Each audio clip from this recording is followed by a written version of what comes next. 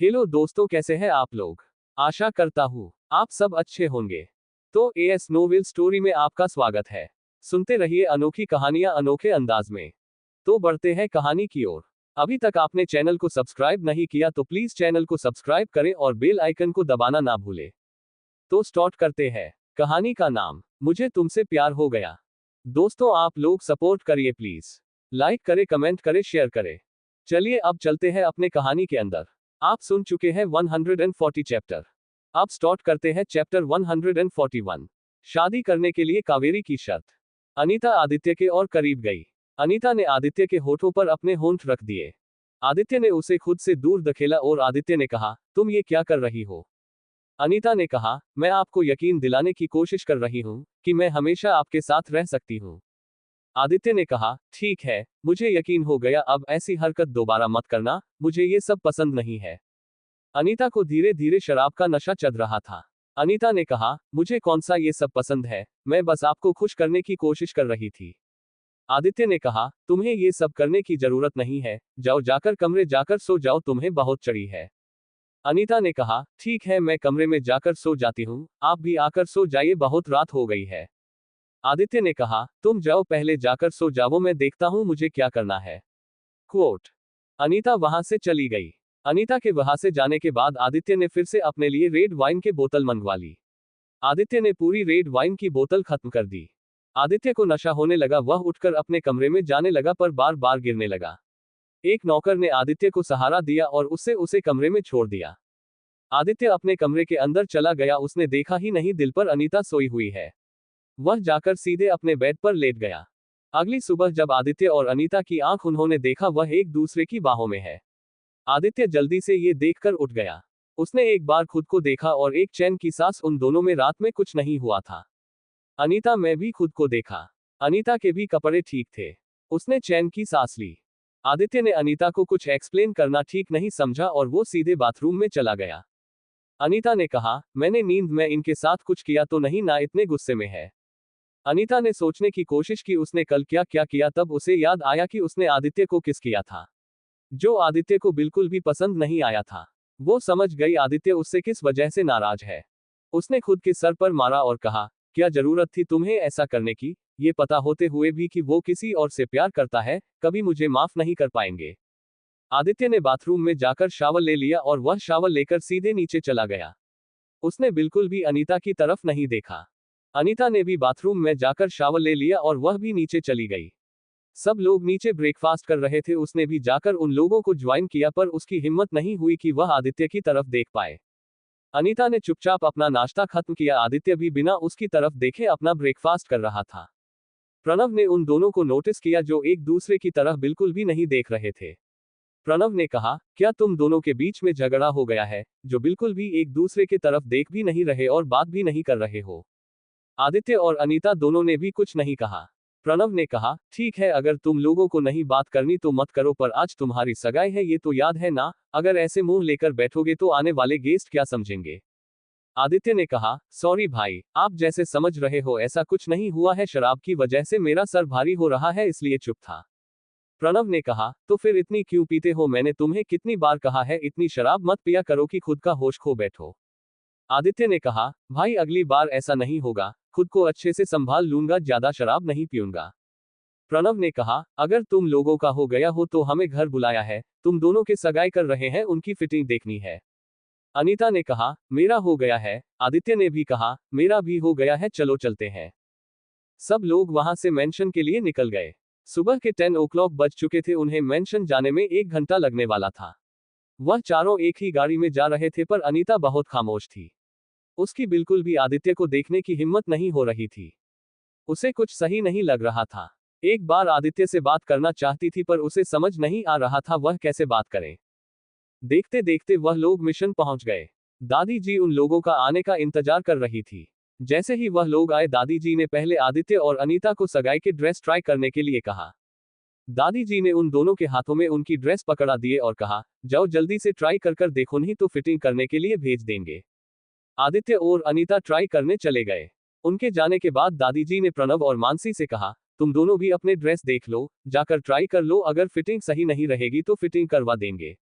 मानसी ने कहा, दादी जी इसकी क्या जरूरत थी, सगाई उन दोनों की है, हमारे लिए क्यों कपड़े मंगवाए। दादी जी ने कहा, मैं तुम दोनों को भी सब लोगों से इंट्रोड्यूस करवाना चाहती हो, शादी तो हमने बहुत सिंपल से की है, लोगों को तुम्हारे बारे में पता नहीं है, मैं चाहती हूँ लोग तुम्हें जाने हैं। मानसी ने कहा, मैं इस सब के लिए रेडी नहीं हूँ, मुझे इतनी जल्दी लोगों के बीच में बातों का जरिया नहीं बनना है। प्रणव ने कहा, नहीं, सब लोगों को पता चलना चाहिए कि तुम कौन हो, मैं चाहता हूं कि लोग तुम्हारे सामने भी झुके।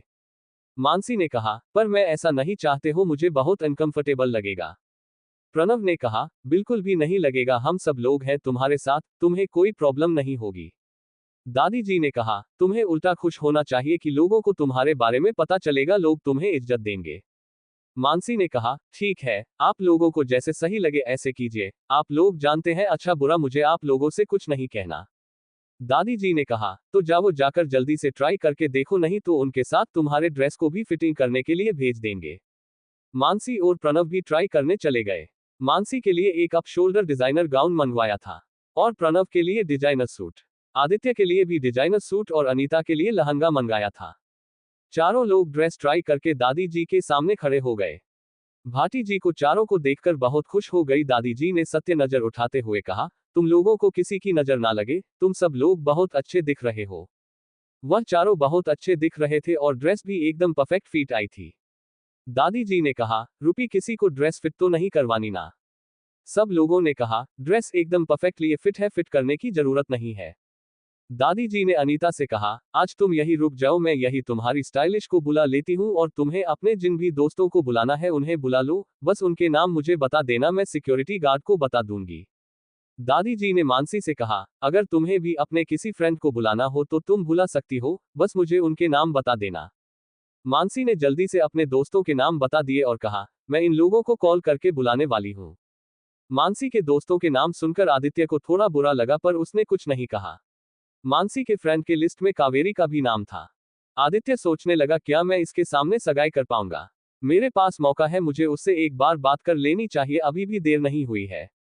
आदित्य ने दादी से कहा, मैं जाकर चेंज करता हूँ। इतना कहकर वो वहां से चेंजिंग रूम में चला गया। आदित्य ने चेंजिंग रूम में जाकर कावेरी को कॉल किया। कावेरी ने आदित्य का कॉल उठाया और कहा, कैसे याद किया? लगता है सगाई का इनविटेशन देने के लिए कॉल किया है। वैसे तुम्हारे भाभी ने मुझे पहले इनविटेशन दे दिया है, हर किसी को कॉल कर कर इनविटेशन देने की जरूरत नहीं है, मैं वक्त पर आ जाऊंगी। आदित्य ने कहा, मैं तुमसे बात करना चाहता हूँ, क्या तुम्हारे पास वक्त है मुझसे बात करने के लिए? कावेरी ने कहा, जो भी कुछ बोलना है जल्दी बोलो, मुझे पेशेंट को देखने जाना है। आदित्य ने कहा, आज मेरी सगाई हो रही है, क्या तुम कुछ कहना नहीं चाहोगी? कावेरी ने कहा, मैंने तुम्हें पहले ही क्लियर कर दिया है, मेरे दिल में अभी भी समय है और मैं उसे भुला नहीं पा रही हो, इसलिए तो मेरे बारे में भूल ही जाओ, हमारा आगे चलकर कुछ नहीं होगा और अगर मैंने तुमसे शादी है सगाई कर भी ले तो मेरा रोज सामना समर से होगा, ये मैं बिल्कुल भी नहीं चाहती हूँ। वह मेरा पहला प्यार दे चुका है, मैं तुम्हें गारंटी नहीं दे सकती कि मैं शादी के बाद भी उसे भूल पाऊंगी और एक घर में रहकर तो ये इम्पॉसिबल है। आदित्य ने कहा, अगर तुम्हें यहाँ घर में समर के साथ रहना अनकंफर्टेबल लगता है तो हम कहीं और रह लेंगे, पर तुम्हें एक बार हम दोनों के बारे में सोचना चाहिए, हमने एक साथ टाइम स्पेंड किया है। कावेरी ने कहा, उसे तुम भूल जाओ, एक सपना समझकर ऐसा समझो वह सब एक सपना था, जो आगे चलकर पूरा नहीं हो सकता। मैं तुम्हारे साथ और भी नहीं रह सकती क्योंकि वह तुम्हारा ही फैमिली मेंबर है। अगर तुम पूरे फैमिली को छोड़कर मेरे साथ यहाँ से किसी और कंट्री में आकर रह सकते हो तो हम दोनों की शादी होना पॉसिबल हो सकता है। आदित्य ने कहा, ठीक है, मैं अपनी फैमिली को छोड़कर हमारे साथ आऊंगा। कावेरी ने कहा, एक बार अच्छे से सोच लो, अगर तुम मेरे साथ आए तो तुम अपने फैमिली वालों से कभी भी नहीं मिल सकते, तो मैं अपनी फैमिली वालों से सारे रिश्ते नाते तोड़ने होंगे। आदित्य ने कहा, ठीक है, मुझे मंजूर है, पर मेरी फैमिली वालों को पूरी तरह छोड़ दोगी, उनसे भी कभी नहीं मिलोगी? कावेरी ने कहा, मैं तुम्हारे लिए अपने फैमिली को नहीं छोड़ सकती, तुम्हारे जितनी सेल्फिश नहीं हूं। आदित्य ने कहा, तो ये बात तुम्हें मुझे ये सब कहने से पहले सोचना चाहिए थी, जिन लोगों ने मुझे इतने सालों से पाल पोस कर बड़ा किया है, मैं कैसे उन लोगों को छोड़ सकता हूँ? मैं बस देखना चाहता था कि तुम क्या कहती हो। अगर तुम्हें पाने के लिए मुझे अपने फैमिली को छोड़ना होगा तो मुझे तुम चाहिए ही नहीं अपनी जिंदगी में। इतना कहकर आदित्य ने कॉल रख दिया और वो वहां से चेंज कर कर बाहर आ गया। प्रणव ने कहा, तुमने बहुत देर लगा दी चेंज करने में, चलो हमें ऑफिस का थोड़ा काम है वह हम पूरा कर लेते हैं, उसके बाद तुम फ्री हो अपनी सगाई के लिए। आदित्य और प्रणव वहां से चले गए, अनीता उन्हें देखती रह गई। मानसी ने कहा अब उसे बोलना बंद करो पर चला मेरे साथ और लोगों को तैयार होने में वक्त नहीं लगेगा पर हम लड़कियों को पूरा दिन काम पड़ जाएगा। अनीता ने कहा मुझे कुछ बात करनी थी उनसे। मानसी ने कहा बातें बाद में कर लेना अब चलो। इतना कहकर मानसी अनीता को लेकर वहां से चली गई। अब स्टार्ट करते हैं चैप्टर 142। सगाई की पार्टी। अनीता मानसी के साथ गई तो थी पर उसका पूरा ध्यान कहीं और था। मानसी ने इस बात नोटिस कर ली और मानसी ने कहा क्या हुआ, क्या कुछ प्रॉब्लम है? क्वोट। मानसी को बताना सही लगा। अनीता ने कहा क्या मैं ये सगाई कर कर सही कर रही हूँ? मानसी ने कहा तुम ऐसे क्यों कह रही हो? अनीता ने कहा आदित्य जी के दिल में कोई और लड़की है, मुझे ऐसे लग रहा है मैं उन दोनों के बीच में आ रही हूँ। मानसी ने कहा क्या तुम्हें आदित्य ने कही ये बात? अनीता ने कहा नहीं, मैंने अपने कानों से सुना था और उनसे पूछा भी था, उन्होंने भी एडमिट कर लिया था।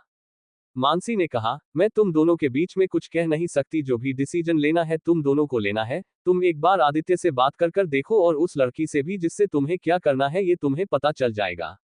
अनीता ने कहा मैं जानती हूँ आदित्य जी के दिल में अभी भी वो लड़की है, बस उस लड़की से पूछना है। अगर वह भी आदित्य से सच्चा प्यार करती है तो मैं उन दोनों के बीच से दूर चली जाऊंगी और दादी जी को भी समझा लूंगी कि मैं ऐसा क्यों कर रही हूँ। मानसी ने कहा तुम्हें जो भी करना है उससे पहले तुम्हें एक बार आदित्य से पूछना चाहिए, उसके बाद तुम फैसला लेना। तुम्हें जो भी करना है, मैं उस लड़की का नंबर तुम्हें दे देती हूँ, तुम चाहे तो उससे बात कर सकती हो। मानसी ने अनीता को कावेरी का नंबर सेंड कर दिया। मानसी ने कावेरी को कॉल किया। मानसी ने कहा आज आदित्य की सगाई है, क्या तुम इस सगाई को रोकना नहीं चाहोगी? कावेरी ने कहा बिल्कुल भी नहीं रोकूंगी, उल्टा ये उसके लिए अच्छा है, इससे वो मुझे जल्दी भूल पाएगा। मानसी ने कहा तुम ऐसा क्यों चाहती हो कि वह तुम्हें भूले? वह तुमसे बहुत प्यार करता है और मुझे भी लगता है कि तुम भी उससे बहुत प्यार करती हो, तो फिर ऐसा क्यों कर रही हो? कावेरी ने कहा तुम मेरी एक अच्छी दोस्त हो, दोस्त होने के नाते मैं तुम्हें कहना चाहती हूँ मेरी फैमिली कभी भी आदित्य को एक्सेप्ट नहीं करेगी और मैं उसके लिए अपने फैमिली को नहीं छोड़ सकती। आदित्य का कोई फैमिली बैकग्राउंड नहीं है। मानसी ने कहा तो क्या हुआ, वो अच्छा कमाता है और तुम्हें खुश भी रख पाएगा। कावेरी ने कहा बात पैसों की नहीं है, तुम मेरे फैमिली वालों को अभी तक जानती नहीं हो और मैं भी उससे आगे अपना रिश्ता बढ़ाना नहीं चाहती और मैं उस पास्ट को भूलना चाहती हूँ, इसलिए कोई मुझे फोर्स मत कीजिए। मानसी ने कहा सच में तुमसे बहुत प्यार करते हैं, तुम्हें एक बार उनके बारे में सोचना चाहिए। कावेरी ने कहा अब तुम दोनों भी बस करो, मुझे नहीं रखना उसके साथ आगे कोई रिश्ता, बार बार आप मुझे फोर्स क्यों कर रहे हो? इतना कहकर कावेरी ने कॉल रख दिया। कावेरी के कॉल करने के बाद मानसी अंतर से कहा तुमसे कॉल मत करो, किसी की बात नहीं सुनेगी, मुझे नहीं लगता उसे आदित्य से प्यार है, बस आदित्य कोई उससे प्यार है। अब तुम आदित्य से बात कर कर देखो क्या चाहता है। मानसी वहां से अपने कमरे में चली गई। मानसी को जाकर थोड़ी नींद लेनी थी, उसे आजकल कुछ ज्यादा ही नींद आ रही थी। मानसी ने जाकर आधे घंटे की नींद ले ली। यहाँ अनीता का बहुत बुरा हाल था, उसे समझ नहीं आ रहा था कि वह क्या करे। अनीता उठकर सीधे स्टडी रूम की तरह चली गई। स्टडी रूम में आदित्य और प्रणव की बातें चल रही थी। आदित्य पर प्रणव की बातें अनीता ने सुन ली। आदित्य प्रणव से कह रहा था मुझे ये सगाई करने का बिल्कुल भी मन नहीं है, क्या करूं मैं कावेरी को भुला नहीं पा रहा हूं। प्रणव ने कहा ठीक है तो फिर मत करो सगाई, जाकर कह दो अनीता से कि तुम ये सगाई नहीं कर सकते और हाँ दादी जी से भी कह देना कि तुम सगाई नहीं कर रहे। अनीता ने उनकी बातें सुन ली और फिर से अपने कमरे में आ गई। उसके सवाल का जवाब मिल गया था, अब उसे ही कुछ करना होगा और इस सगाई को रोकना होगा। उसे सोचते सोचते 5 o'clock बज गए। उसके कमरे में बहुत सारी लड़कियां आ गई। वह लड़कियां अनीता को सजाने आई थी। 7 o'clock बजे सगाई होने वाली थी। उन लड़कियों ने अनीता को रेडी करना शुरू कर दिया। देखते देखते 6:30 बज गए, मेहमान आना शुरू हो गए। अनीता भी बिल्कुल रेडी हो गई। अनीता ने एक बार खुद को आईने में देखा, वह बहुत खूबसूरत लग रही थी। इससे पहले वो इतनी खूबसूरत कभी नहीं लगी थी। वह लड़कियां अनीता को रेडी कर कर वहां से गया। एक के बाद एक सब मेहमान आ गए। कावेरी भी शादी सगाई में आ गई। अनीता, आदित्य, प्रणव और मासी को लगाता है शायद कावेरी नहीं आएगी। इसके तो उल्टा ही हुआ, कावेरी आई थी और वह बहुत खुश भी थी। कावेरी आकर सीधे जाकर मानसी से मिली। मानसी ने कहा अच्छा हुआ तुम आ गई, मुझे लगा था शायद तुम नहीं आओगी। कावेरी ने कहा कैसे नहीं आती, तुमने इतने प्यार से बुलाया और मैं ना आऊं, ऐसा कभी हो सकता है क्या? मानसी ने कहा वह तो है पर ऋतु नहीं दिखाई दे, वह क्यों नहीं आई अभी तक? कावेरी ने कहा वह आशीष के साथ आने वाली है, वैसे हमें भी तो मिलाओ आदित्य की मंगेतर से। मानसी ने कहा चलो वो कमरे में है, मैं उससे मिलवाती हूँ। मानसी कावेरी को लेकर अनीता के पास गई। अनीता के पास दादी जी भी आए हुए थे, दादी जी उसे नीचे मेहमानों से मिलवाने ले जाने आई थी। मानसी ने अनीता से कहा, यह मेरे फ्रेंड डॉक्टर कावेरी है, और कावेरी से कहा, यह अनीता आदित्य की मंगेतर। कावेरी ने कहा, दिखने में तो बहुत खूबसूरत है, इसके सामने मेरी बराबरी कहाँ। ये सुनते दादी जी ने कहा, तुमने ऐसे क्यों कहा, तुम भी कितनी खूबसूरत हो, तुम्हें भी कोई अच्छा मिल जाएगा। मैं तुम्हारे माँ से कह दूंगी, आज इतने सारे लड़के आने वाले हैं, उसमें से कोई अच्छा लड़का तुम्हारे लिए भी पसंद करें। कावेरी ने कहा, मुझे इसकी जरूरत नहीं लगती, मैं अपने लिए खुद एक अच्छा लड़का पसंद कर लोगे। वैसे आपने आदित्य के लिए अच्छी लड़की ढूंढी है, उसे जरूर पसंद आई होगी। दादी जी ने कहा, ये आदित्य को बहुत पसंद आ गई है, मेरी चॉइस है इतनी अच्छी। पहले मैंने प्रणव के लिए मानसी को चुना, आदित्य के लिए अनीता। तुमने देखा ही होगा प्रणव और मानसी कितना खुश है, वैसे ये दोनों भी आगे चलकर बहुत खुश रहेंगे। नहीं तो तुम जैसे आजकल की लड़कियां जो अपनी पसंद ढूंढने निकल पड़ती है, घर वालों की तो कोई फिक्र ही नहीं। कावेरी ने कहा, क्या हुआ अगर हमने हमारी पसंद के लड़के से शादी की तो? उल्टा एक दूसरे को जानकर शादी करने में कितनी समझदारी होती है और झगड़े भी नहीं होते। दादी जी ने कहा, ठीक है, तुम्हारी सोच से हमारी सोच कभी नहीं मिल सकती। अगर आप लोगों का मिलना हो गया हो तो क्या मैं इसे लेकर नीचे जाऊं? नीचे मेहमान आ गए हैं जो इसे पूछ रहे हैं। मानसी ने कहा, ठीक है, आप इसे लेकर जाइए, हम भी आते हैं। दादी जी अनीता को लेकर नीचे चली गई। नीचे सब लोग अनीता का इंतजार कर रहे थे। मानसी भी अच्छे से रेडी होकर वह भी नीचे चली गई। जैसे ही मानसी नीचे आई, दादी जी ने मानसी को अपने पास बुला लिया। दादी जी ने मानसी को सबसे इंट्रोड्यूस करवाया। लोगों ने कहा, आपकी दोनों बहुएं अच्छी है और बहुत खूबसूरत भी, दाद देनी पड़ेगी आपके पसंद की। सब लोग मानसी और अनीता की तारीफें कर रहे थे। उन दोनों की तारीफें देखकर यहाँ घर में प्रिया और स्वरा को बहुत बुरा लग रहा था। उन दोनों को तो कोई पूछ भी नहीं रहा था, ना दादी ने लोगों को उनका परिचय करके दिया था। वह दोनों चुपचाप दो कोने में खड़ी थी। प्रिया अपने बेटे के साथ थी और स्वरा अकेली थी। स्वरा को अकेले देखकर समर उसके पास गया। समर ने स्वरा से कहा, तुम अकेली क्या कर रही हो, चलो मेरे साथ में तुम्हें लोगों से मिलवाता हूँ। स्वरा समर के साथ चली गई। समर ने अपने सभी दोस्तों से और अपने सभी बिजनेस पार्टनर से स्वरा को इंट्रोड्यूस करवाया। वैसे तो स्वरा को सब लोग जानते थे, पर वह यह नहीं जानते थे कि समर और स्वरा की शादी हो चुकी है। सब लोगों ने उन्हें मैरिज के लिए बधाई दी। उन लोगों का ये सब चल ही रहा था, तभी ऊपर से प्रताप भी नीचे आ गया। प्रताप ने देखा प्रिया अकेले अपने बेटे के साथ एक कोने में बैठी हुई है, आप किसी से घुल मिल नहीं रही है। प्रताप प्रिया के पास गया। प्रताप ने प्रिया से कहा, क्या हुआ, तुम लोगों से घुलमिल क्यों नहीं रही हो, यहाँ अकेले क्यों बैठी हुई हो? प्रिया ने कहा, मैं यहाँ किसी को नहीं जानती, और जिन्हें जानती हूँ वो अपने दोस्तों से बातें करने में बिजी है। प्रताप ने कहा, चलो मैं तुम्हें लोगों से मिलवाता हूँ, उनके साथ तुम्हारी जान पहचान हो जाएगी तो तुम्हें आगे चलकर इसका फायदा होगा। प्रताप ने अपने बेटे को अपने गोद में उठा लिया और प्रिया को अपने साथ लेकर वह अपने दोस्तों के पास गया। उसने सभी दोस्तों को प्रिया से इंट्रोड्यूस करवाया और प्रिया को उन सभी से। प्रिया ने सबके साथ अच्छे से बात की और वह सब लोगों से मिली। सब लोगों को प्रिया का नेचर बहुत अच्छा लगा। एक के बाद एक सभी लोग नीचे अब पार्टी में आने लगे। सबसे आखिरी में प्रणव और आदित्य की एंट्री हो गई। अनीता ने आदित्य को देखा जो बहुत हैंडसम लग रहा था। अनीता की नजरें आदित्य के ऊपर हटने का नाम ही नहीं ले रही थी। आदित्य ने अनीता को नहीं देखा था, उसकी नजरें तो बस कावेरी को ढूंढ रही थी। और उसने कावेरी को ढूंढ भी लिया। उसने देखा कावेरी कई और देखने में बिजी थी और उसके चेहरे पर गुस्सा था। उसने कावेरी की नजरों का पीछा करते हुए देखा तो समर और स्वरा को गुस्से से देख रही थी। आदित्य ने जल्दी से अपनी नजरें उस पर से फेर ली। अनीता ने भी देखा आदित्य कावेरी को देख रहा था। अनीता को बहुत गिल्टी फील होने लगा। वह अब वहां से जाना चाहती थी। उसने अब सोच लिया था कि वह ये सगाई नहीं करेगी। अनीता पार्टी से जाने वाली थी, तभी दादी जी उसके पास और लोगों को लेकर आई। दादी जी ने उन लोगों को अनीता से इंट्रोड्यूस करवाया। अनीता ने भी उनसे हाथ मिलाया और अच्छे से बातें की। उन लोगों को अनीता काफी सुलझी हुई और अच्छी लगी। अनीता बस उन लोगों से दूर जाने का मौका ढूंढ रही थी जो उसे मिल नहीं पा रहा था। प्रणव ने नीचे आते ही पहले मानसी को ढूंढना शुरू किया। उसे मानसी, ऋतु और आशीष के साथ बातें करते दिखाई दी। प्रणव उनके पास गया। उसने भी दोनों को पार्टी में वेलकम किया और वो मानसी को लेकर कुछ अपने इंपॉर्टेंट क्लाइंट और बिजनेस पार्टनर से मिलवाने चला गया। जिन लोगों ने मानसी को ऑफिस में एक बार देखा था उन लोगों ने उन्हें पहचान लिया। उसमें से एक ने कहा, ये तो आपकी डॉक्टर थी ना, और इससे ही अपने अपनी बीवी बना ली।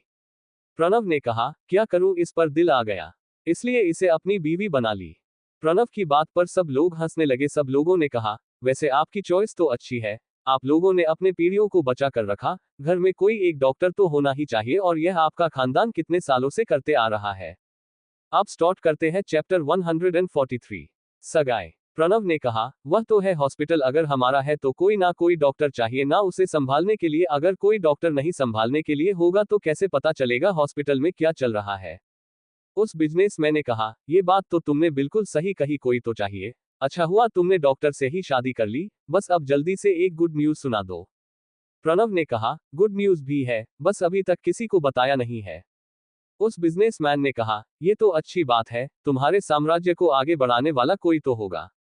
प्रणव ने कहा, मेरे साम्राज्य को आगे बढ़ाए या ना बढ़ाए, बस हम दोनों का ख्याल रखा यही हमारे लिए काफी होगा। यहाँ प्रणव मानसी को अपने दोस्त और बाकी रिलेटिव से मिलवा रहा था। ये दादी जी ने अनीता और आदित्य को ले जाकर फ्रंट वाले सोफे पर बिठा दिया। दोनों भी बहुत नर्वस लग रहे थे। दोनों बस चुपचाप कोई सोफे पर बैठे हुए थे, गेस्ट आ रहे थे, उन दोनों से मिल रहे थे। पर आदित्य का पूरा ध्यान कावेरी पर था और ना चाहते हुए भी वो उसे इग्नोर नहीं कर पा रहा था। शार्वी भी आदित्य को नोटिस कर रही थी, तभी आदित्य वहां से उठकर कावेरी के पास जाने लगा। कावेरी तक पहुंच पाता उससे पहले कावेरी के सामने समर आ गया। समझ ने कावेरी कहां तक जा और उसे लेकर आओगे कोने में गया। आदित्य भी चुपके से उनके पीछे गया। समर ने कावेरी को ले जाकर एक कोने में खड़ा किया और कहा, तुम यहाँ क्यों आई हो, क्या मकसद है तुम्हारा यहाँ आने का। कावेरी ने कहा, ये तुम मुझसे पूछ रहे हो, तुम्हें भी पता है मैं यहाँ क्यों आई हूँ। समर ने कहा, तुम जो चाहती हो वह होने वाला नहीं है, क्योंकि मैंने तुम्हें पहले क्लियर कर दिया है, हम दोनों के बीच में कुछ नहीं हो सकता। कावेरी ने कहा, मैं हार नहीं मानूंगी, मुझे बस तुम चाहिए। तुम वापस आए, क्यों तुम वापस नहीं आते तो मैं कभी तुम्हारे बारे में नहीं सोचती। मुझे पता है तुम भी मुझे चाहते हो, नहीं तो तुम कभी वापस नहीं आते। समर ने कहा, लगता है तुम्हारा दिमाग ठिकाने पर नहीं है, अपने दिमाग का इलाज कराओ, मैंने कहा है ना हम दोनों कभी एक नहीं हो सकते हैं। कावेरी ने कहा, अगर हम कभी एक नहीं हो सकते तो मैं तुम दोनों कभी एक नहीं होने दूंगी। मैं अभी जाकर स्वरा से सारी बात कह देती हूँ। इतना कहकर वह स्वरा की तरफ जाने लगी।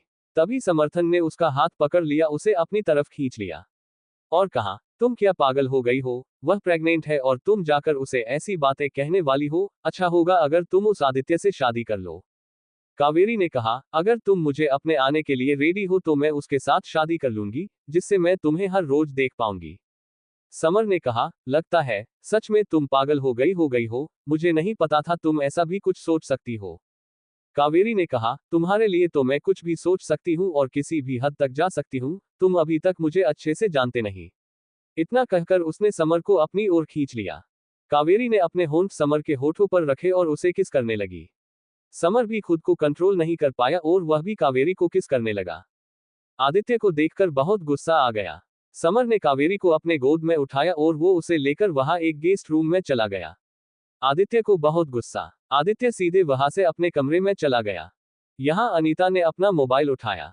मोबाइल में मैसेज टाइप करने लगी, मैं आप दोनों के बीच में नहीं आना चाहती हूँ, इसलिए मैं यहाँ से जा रही हूँ, मैं ये सगाई नहीं कर रही हूँ, हो सके तो आप दादी जी को समझा लेना। अनीता ने सबको देखा और सबकी नजरों से छपते हुए वहां से उठ गई, वहां से चली गई। वह इस वक्त मिशन से बाहर नहीं जा सकती थी, इसलिए वह वही एक कमरे में जाकर बैठ गई। यहाँ आदित्य का गुस्सा थोड़ा कम हो गया। तब तक उसके कमरे में दादी जी आ गई। दादी जी ने कहा, कहाँ गायब हो गए तुम दोनों के दोनों, नीचे सब मेहमान तुम दोनों को ढूंढ रहे हो और तुम दोनों ही पार्टी से गायब हो गए हो। आदित्य ने कहा, वह मुझे कुछ काम था इसलिए मैं ऊपर आया था, चलो मैं आ रहा हूँ। दादी जी ने कहा, आते वक्त अनीता को भी साथ लेकर आना, सब लोग तुम दोनों को ढूंढ रहे हैं, सगाई का मुहूर्त आ गया है, तुम दोनों को एक दूसरे को रिंग पहनानी है। आदित्य ने कहा, मुझे नहीं पता अनीता कहाँ है, वह यहाँ नहीं है, वो उसके कमरे में होगी। दादी जी ने कहा, वो अपने कमरे में भी नहीं है और उसका फोन भी नहीं लग रहा, मुझे लगा वह तुम्हारे साथ है। आदित्य ने कहा, नहीं मैं अकेले ऊपर आया था, तब तो नीचे थी होगी, यही कहीं मैं उसे ढूंढ कर लाता हूं, तब तक आप चलिए। आदित्य ने अपना फोन उठाया। वह देखना चाहता था कि अनीता आखिर कहाँ गई। उनके पूरे घर में सीसीटीवी कैमरे लगे हुए थे, इसलिए उसे अनीता को ढूंढना इतना मुश्किल नहीं था। आदित्य ने अपना मोबाइल निकलकर देखा, उसके मोबाइल पर एक मैसेज था। उसने ध्यान से देखा तो वो मैसेज अनीता का था। उसने मैसेज पढ़ा, मैसेज में जो लिखा था वह पढ़कर उसे बहुत गुस्सा आ गया। उसने जल्दी से पार्टी के सारे सीसीटीवी देखे, उसमें देखा अनीता वहां से एक गेस्ट रूम में गई है। जल्दी से अपने कमरे से उस गेस्ट रूम में चला गया। गेस्ट रूम का दरवाजा अंदर से लॉक था, उसने नॉक किया पर किसी ने भी दरवाजा नहीं खोला। आदित्य के पास उस गेस्ट रूम की चाबी थी। आदित्य ने चाबी से गेस्ट रूम का दरवाजा खोला। जैसे ही दरवाजा खुला उसने सामने देखा, बेड पर अनीता बैठी हुई है। वह सीधे अनीता के पास गया और उसने अनीता का हाथ पकड़कर उसे उठाया और कहा, अगर तुम्हें सगाई नहीं करनी थी तो तुम पहले बता सकती थी, अब सब मेहमान आ गए हैं, अब कोई फायदा नहीं है, चलो मेरे साथ। इतना कहकर वो उसका हाथ पकड़ते हुए उसे नीचे लेकर गया। नीचे सब लोग उन दोनों का ही वेट कर रहे थे। कुछ लोग तो उनके खिलाफ बातें कर रहे थे। उन लोगों ने जैसे उन दोनों का आते देखा, लोगों ने बातें करना बंद कर दिया। अनीता और आदित्य आकर सब लोगों के सामने खड़े हो गए। दादी जी उनके पास 2 रिंग लेकर आ गई। पहले दोनों ने एक दूसरे की तरफ देखा, किसी ने कुछ नहीं कहा। दादी जी ने रिंग अनीता की तरफ बनाई और उसे आदित्य को पहनाने के लिए कहा। आदित्य ने रिंग उठा ली और उसने एक बार आदित्य की तरफ देखा और आदित्य एकदम चुपचाप था, उसने अपना हाथ आगे बढ़ा दिया। अनीता ने भी बिना कुछ सोचे उसकी उंगली में रिंग पहना दी। दादी जी ने रिंग अब आदित्य को दी, आदित्य ने भी अनीता को पहना दी। जैसे ही आदित्य नव अनीता को पहना दी, सब लोगों ने तालियां बजाई। सब लोग एक के बाद एक आकर उनके साथ फोटो खींचने लगे। पहले सब लोगों का एक फैमिली फोटो हो गया। उसके बाद लोगों ने एक एक आकर उनके साथ फोटो खिंचवा लिया और उन्हें बधाई भी दी। दादी जी उन लोगों के लिए बहुत खुश थी, खुश नहीं थे तो बस अनीता और आदित्य। वह बस खुश होने का दिखावा कर रहे थे। तभी आदित्य की नजर कावेरी पर पड़ी जो बहुत खुश थी। आरो बार बार समर को देखकर मुस्कुरा रही थी, ये देखकर तो आदित्य का खून खौल उठा और उसे कावेरी पर बहुत गुस्सा आ गया, इतना गुस्सा कि अगर कावेरी उसके सामने होती तो ना जान उसके साथ क्या कर देता। इतने मेहमानों के बीच वो ना उसे बोल सकता था ना उसके साथ कुछ कर सकता था। कुछ देर बाद पार्टी खत्म हो गई। जैसे लोग पार्टी से जाने लगे, आदित्य भी वहां से सीधे अपने कमरे में चला गया। अब वहां बस अनीता ही थी। अनीता भी वहां सब लोगों के बीच में बहुत अनकंफर्टेबल फील कर रही थी। उसे आदित्य का ये बिहेवियर कुछ समझ नहीं आया था। वह जाकर उससे पूछना चाहती थी कि उसने मैसेज पढ़कर भी सगाई क्यों की। अनीता ने सब लोगों से कहा, मुझे वॉशरूम जाना है, और वहां से बाहर निकल आई। उसने बाहर आकर आदित्य को ढूंढा पर उसे आदित्य कहीं नहीं दिखाई दिया। उसने एक लोगों से पूछा, आदित्य कहाँ है? उन लोगों ने आदित्य कहाँ है बता दिया। आदित्य अपने कमरे में था। अनीता आदित्य के कमरे में चली गई। उसने जाकर देखा कमरे में कोई नहीं था। तभी उसे बाथरूम का दरवाजा खुलने की आवाज आई। उसने पीछे मुड़कर देखा तो आदित्य बाथरूम से बाहर आ रहा था। आदित्य ने कपड़ों के नाम पर बस एक टॉवल लपेटा हुआ था उसकी बॉडी पर और कोई कपड़े नहीं थे। अनीता ने शर्म से अपना मुंह फिरा लिया। आदित्य ने कहा, तुम यहाँ क्या कर रही हो, बोलो क्या काम था? अनीता ने कहा, क्या आपने मेरा मैसेज ठीक से नहीं पढ़ा? आदित्य ने अपने बाल सिखाते हुए कहा, मैंने तुम्हारा मैसेज पढ़ा है, अच्छे से पढ़ा है। अनीता ने कहा, आपने अगर मेरा मैसेज पढ़ा है तो आप फिर भी सगाई के लिए रेडी हो गए, इसका मतलब मैं क्या समझूं, क्या आप सच में मुझसे शादी करने वाले हैं? आदित्य ने कहा, पहले अंदर आ जाओ फिर बात करते हैं। अनीता ने कहा, आप पहले शर्ट पहन लीजिए फिर मैं अंदर आऊंगी। आदित्य ने कहा, मैं शर्ट नहीं पहनने वाला, अगर तुम्हें मुझे बिना कपड़ों के देखकर इतनी शर्म आती है तो तुम जा सकती हो। वैसे तो हॉस्पिटल में कितने लोगों को बिना कपड़ों का देखा होगा तुमने, मुझे बस बिना शर्ट के देखकर इतना शर्मा रही हो, कहीं तुम सब दिखावा तो नहीं कर रही ना? कावेरी ने कहा, नहीं मैं दिखावा नहीं कर रही हूं, और अंदर आ गई। आदित्य ने जाकर कमरे का दरवाजा बंद कर लिया। कावेरी ने कहा, आपने दरवाजा क्यों बंद कर लिया? आदित्य ने कहा, क्या तुम्हें हमारी बीच की बातें पूरे घर वालों को पता लगने देनी है? अनीता ने ना में सिर हिलाया। आदित्य धीरे धीरे अनीता के करीब गया। अनीता डर गई और अनीता ने कहा, आप ये क्या कर रहे हैं? आदित्य ने कोई जवाब नहीं दिया और वह उसके ओर बढ़ता रहा। अनीता पीछे पीछे जा रही थी। पीछे बेड लग गया। वह पेड़ पर गिर गई। आदित्य नीचे झुका और उसने बेड पर रखी अपनी टी शर्ट उठा ली और वह वहां से पीछे हटा। आदित्य को पीछे हटते देखकर अनीता ने एक चैन की सांस ली और वह बेड से उठकर खड़ी हो गई। अनीता ने कहा, आप मुझे बताने वाले थे? आदित्य ने कहा, क्या? अनीता ने कहा, क्या आप मुझसे शादी करने वाले हैं? आदित्य ने कहा, ये सवाल मैं तुमसे पूछना चाहता हूं, क्या तुम मुझसे शादी करना चाहती हो? अनीता ने कहा, अगर आप मुझसे शादी नहीं करना चाहते तो मैं भी नहीं करूंगी, मैं आपको कोई फर्क नहीं कर रही हूं। अगर आप अभी भी कावेरी से प्यार करते हैं तो आप उसके साथ शादी कर सकते हैं, मैं आप दोनों के बीच से चली जाऊंगी और दादी जी को भी बता दूंगी। आदित्य ने कहा, तुम्हारा क्या चल रहा है, तुम्हारे बीच में नहीं आऊंगी, चली जाऊंगी, दादी जी को बता दूंगी। क्या बताओगी तुम दादी जी को? अनीता ने कहा, यही कि मैं आपके लिए सही चॉइस नहीं हूं, आप किसी और लड़की से प्यार करते हैं, उसकी और आपकी शादी करवा ले दे। अब स्टार्ट करते हैं चैप्टर 144। अनीता और आदित्य का किस। आदित्य ने कहा, तुम किसी से कुछ नहीं कहोगी, और दादी जी से तो बिल्कुल भी नहीं। और रही शादी की बात, तो अब तक मैं खुद नहीं जानता मैं क्या करना चाहता हूं, तो तुम्हें कहां से बताओ। हमारी शादी हो भी सकती है और ना भी सकती है। अनीता ने कहा, आप मुझे कंफ्यूज कर रहे हो, आप मुझे साफ साफ कह क्यों नहीं देते कि आप करना क्या चाहते हैं। क्वोट। आदित्य ने अनीता को अपनी ओर खींच लिया। उसके होठों पर अपने होंठ रख दिए, एकदम कुछ सेकंड का किस किया और कहा, मुझे लगता है तुम्हें समझ आ गया होगा, अब तुम जा सकती हो, मुझे आराम करना है। इतना कहकर आदित्य बेड पर लेट गया। अनीता के तो कुछ समझ नहीं आ रहा था उसके साथ अभी अभी क्या हुआ। उसने बेड की तरफ देखा तो आदित्य बेड पर लेटा हुआ था, ये देखकर वह बाहर चली गई।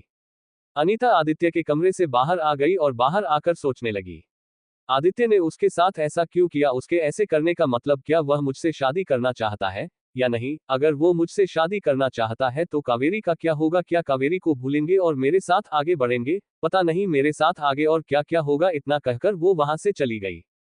अनीता वहां से सीधे अपने कमरे में चली गई और उसने वहां जाकर चेंज कर लिया।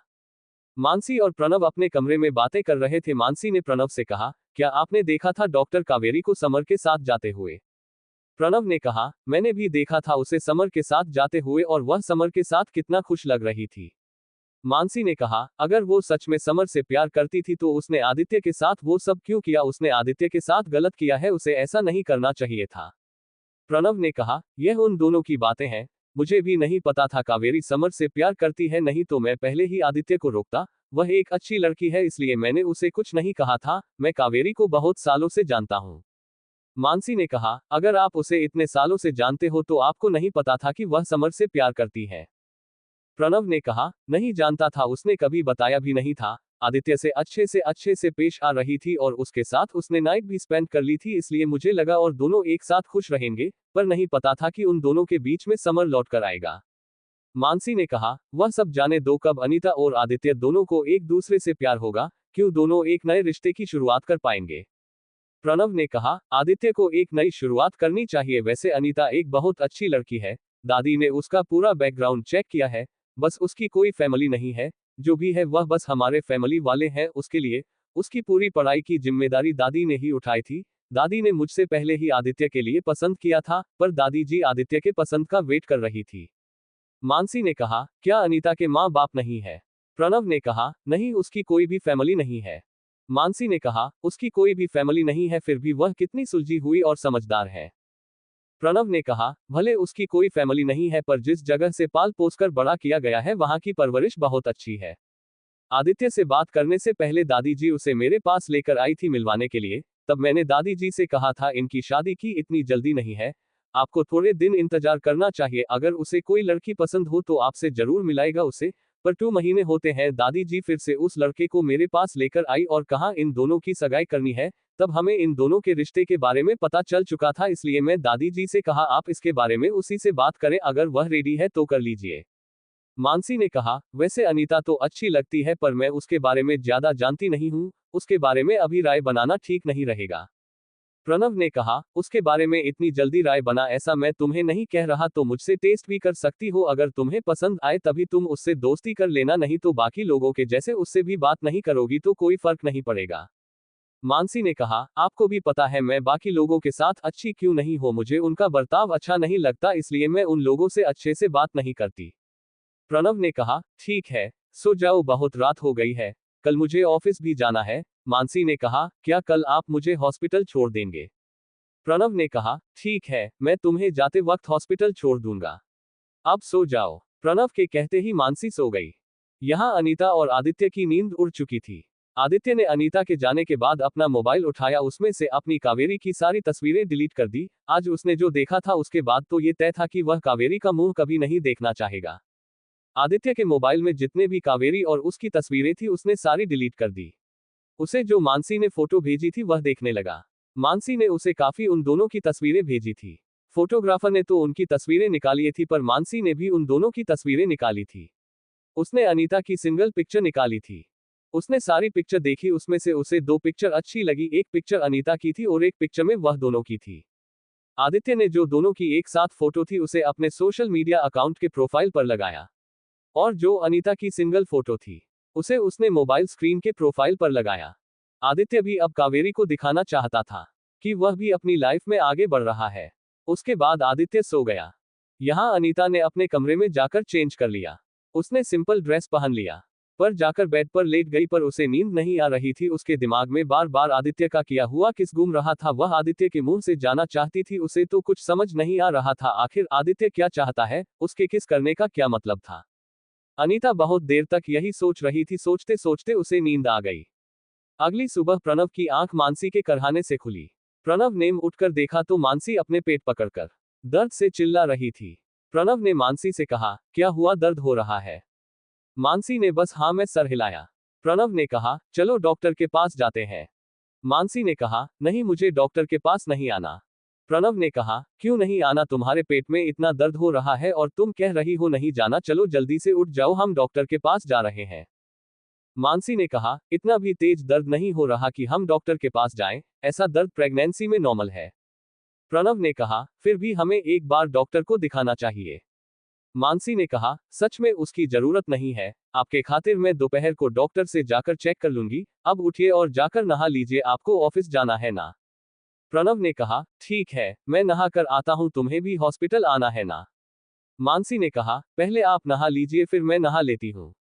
प्रणव ने जाकर शावर ले लिया। प्रणव के बाद मानसी ने भी शावर ले लिया और वो रेडी हो गई और दोनों भी ब्रेकफास्ट करने के लिए नीचे चले गए। सब लोग नीचे ब्रेकफास्ट कर रहे थे।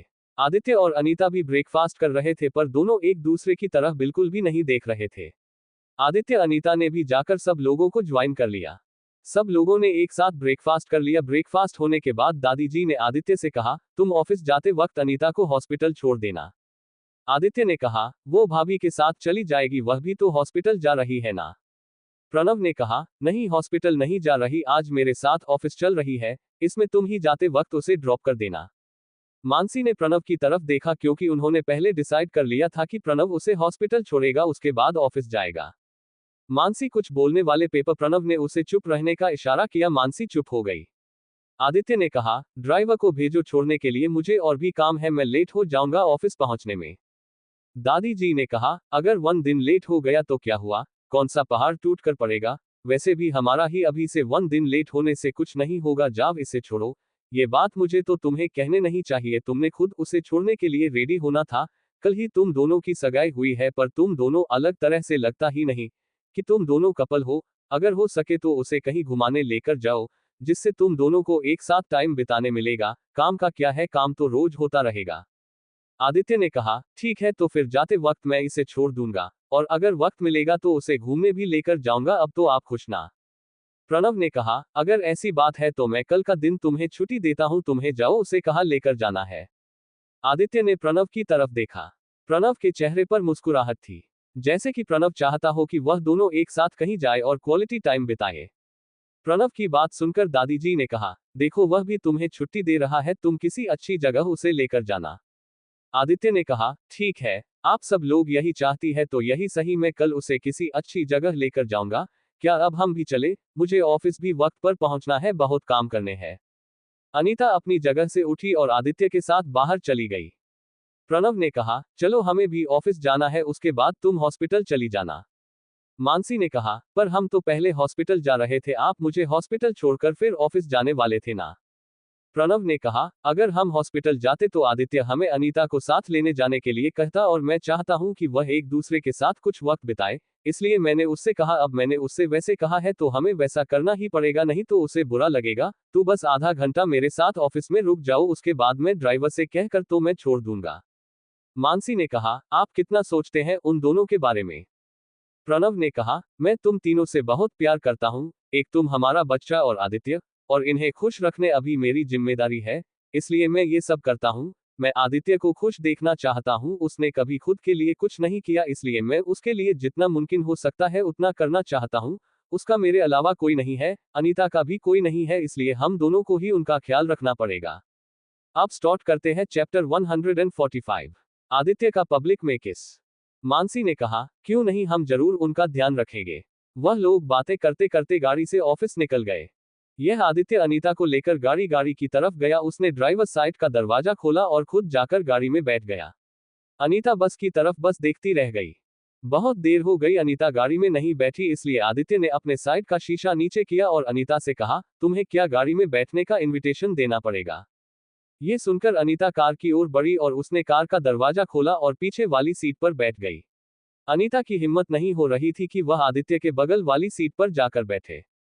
आदित्य ने अनीता को पीछे वाले सीट पर देखकर कहा, तुम्हें मैं तुम्हारा ड्राइवर लगता हूं जो पीछे जाकर बैठी हो, चुपचाप आगे आकर बैठ जाओ। अनीता फिर से गाड़ी से उतरी और आदित्य के बगल वाली सीट पर जाकर बैठ गई।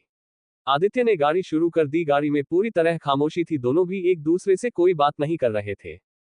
कुछ देर बाद अनीता आदित्य से कुछ पूछने की कोशिश कर रही थी। अनीता को आदित्य से कुछ पूछना था पर वह पूछ नहीं पा रही थी। आदित्य ने अनीता की कोशिश देख ली। आदित्य ने कहा, क्या हुआ, बोलो, क्या कहना चाहती हो।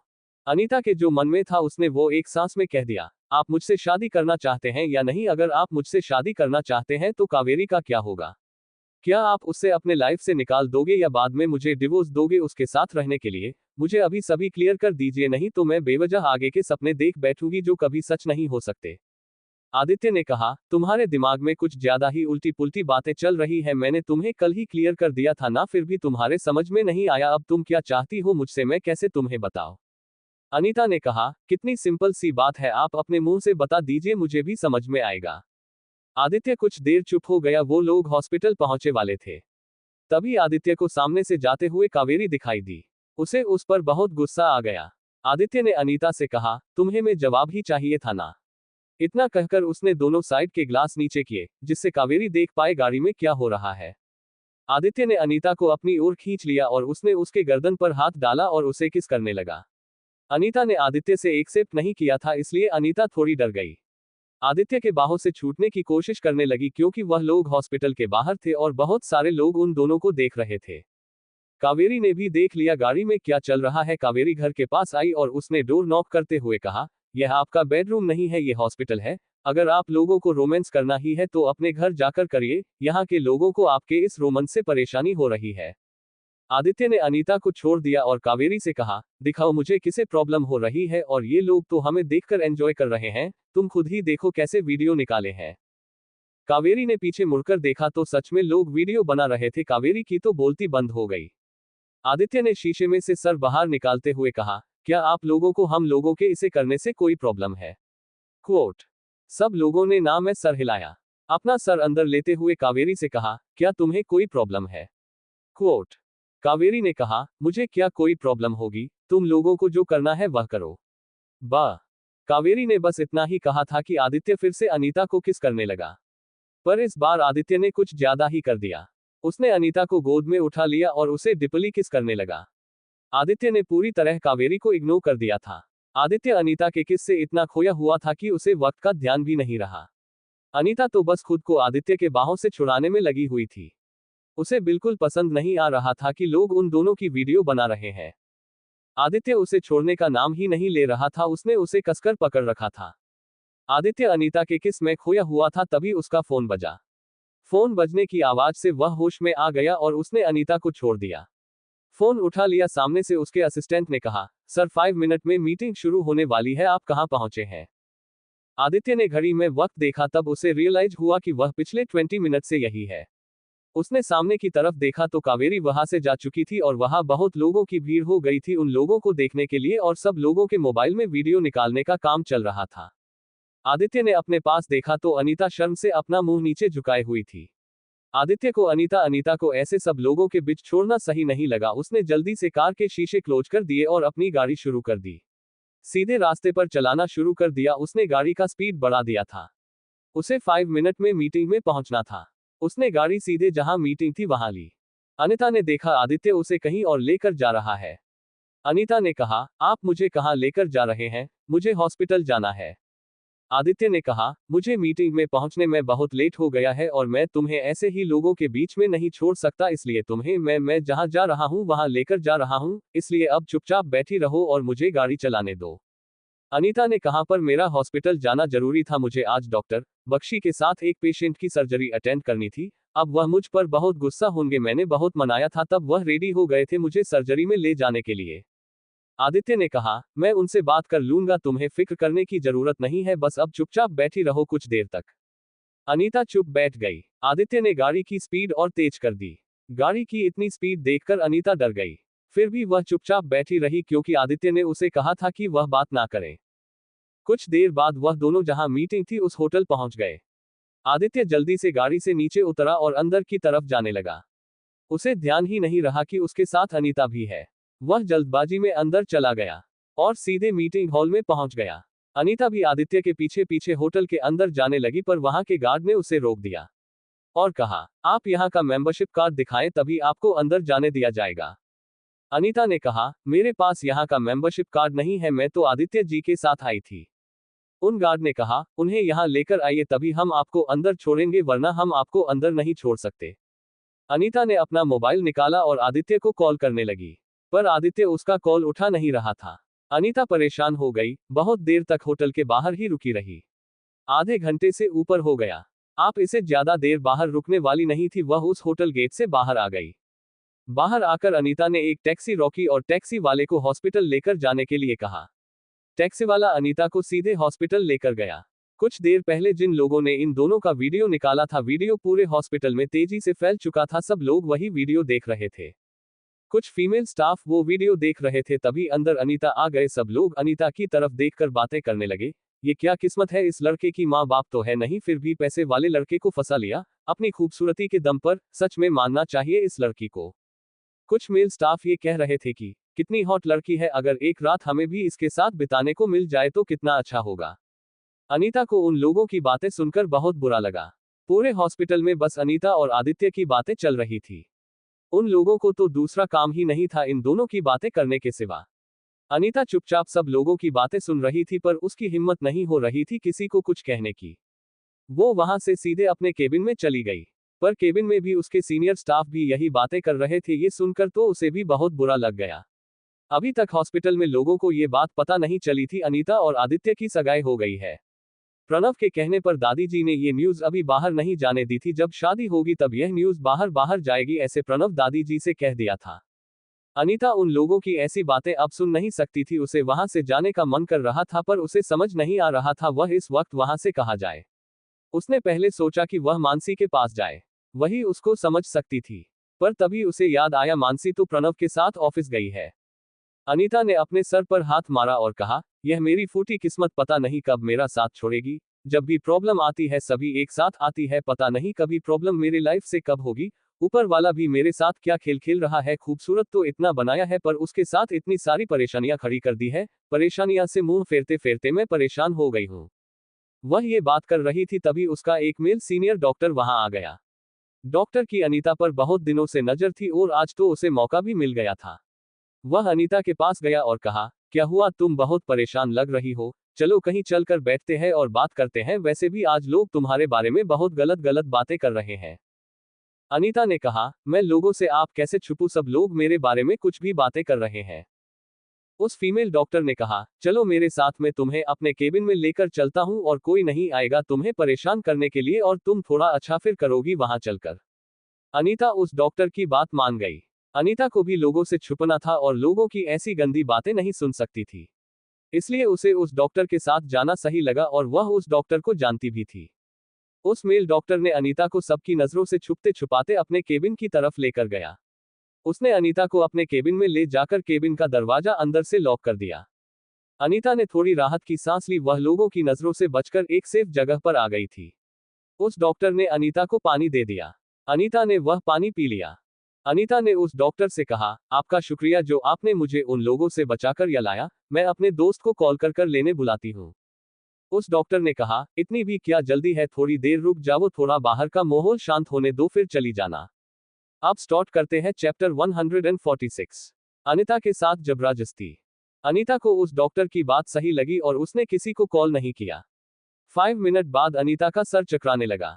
अनीता ने अपना सर पकड़ लिया और उस डॉक्टर से कहा, मुझे चक्कर क्यों आ रहे हैं। डॉक्टर ने कहा, तुम बाहर धूप से आई हो इसलिए शायद तुम्हें चक्कर आ रहे हैं। अनीता ने कहा, मुझे चक्कर भी आ रहे हैं और बहुत अजीब भी लग रहा है। उस डॉक्टर ने कहा, तुम्हें कैसा लग रहा है बताओ मुझे, फिर मैं तुम्हारा इलाज करता हूँ। अनीता ने कहा, बहुत अजीब फील हो रहा है, जैसे कि मेरी बॉडी को कुछ चाहिए हो, बहुत बेचैनी भी हो रही है। उस डॉक्टर ने कहा, थोड़ी देर और मैं तुम्हारी बेचैनी अभी ठीक करता हूँ, बस कुछ देर और। अनीता ने कहा, आप कैसे डॉक्टर हैं, मुझे और अपने के लिए कह रहे हो, मुझे बहुत अजीब लग रहा है। वह डॉक्टर मुस्कुराया और कहने लगा, तुम्हें अभी पता चल जाएगा मैं कैसा डॉक्टर हूँ। इतना कहकर वो अपने कपड़े उतारने लगा ना। अनीता ने कहा, आप क्या कर रहे हैं? आप ये अच्छा नहीं कर रहे, मुझे जाने दीजिए, मैं शोर करूंगी। उस डॉक्टर ने कहा, करो कितना शोर करना है, कोई नहीं आने वाला। तुम्हें क्या लगता है तुम्हारा आशिक तुम्हें बचाने आएगा? पर उसे तो पता ही नहीं कि तुम यहाँ हो। इतना कहकर वह अनीता की तरफ बढ़ा। वह अनीता के साथ कुछ कर पाता उससे पहले वहां कावेरी और मानसी आ गई। कावेरी और मानसी वार्ड में विजिट के लिए जा रहे थे, तभी उन्हें अनीता किसी डॉक्टर के साथ जाती हुई दिखाई दी। और बाहर क्या हो रहा था वह भी उन लोगों को पता था। मानसी अनीता के आने से 10 मिनट पहले वहां आई थी। मानसी ने प्रणाम से कहा था, हम आपस में जाएंगे, उसके बदले हम कहीं और कॉफी पीने चलते हैं, उसके बाद आप मुझे हॉस्पिटल छोड़ देना, मैं आपके ऑफिस आकर आप लोगों के ऑफिस वालों के चर्चा का विषय नहीं बनना चाहती। प्रणव ने मानसी को वहीं पास वाली कॉफी शॉप में कॉफी पीने लेकर गया। कॉफी पीने के बाद उसने मानसी को हॉस्पिटल छोड़ दिया। जब मानसी हॉस्पिटल पहुंची तो हॉस्पिटल में हर तरफ बस अनीता और आदित्य की बातें चल रही थी। ये देखकर मानसी के चेहरे पर मुस्कुराहट आ गई। प्रणव और मानसी चाहते थे आदित्य और अनीता एक दूसरे के करीब आए। और यह बातें सुनकर मानसी उन दोनों के लिए खुश हो गई थी। मानसी के कारणों पर बस उन दोनों की बातें पड़ी थी और लोग जो गंदी बातें कर रहे थे वो अभी तक मानसी की कानों पर नहीं पड़ी थी।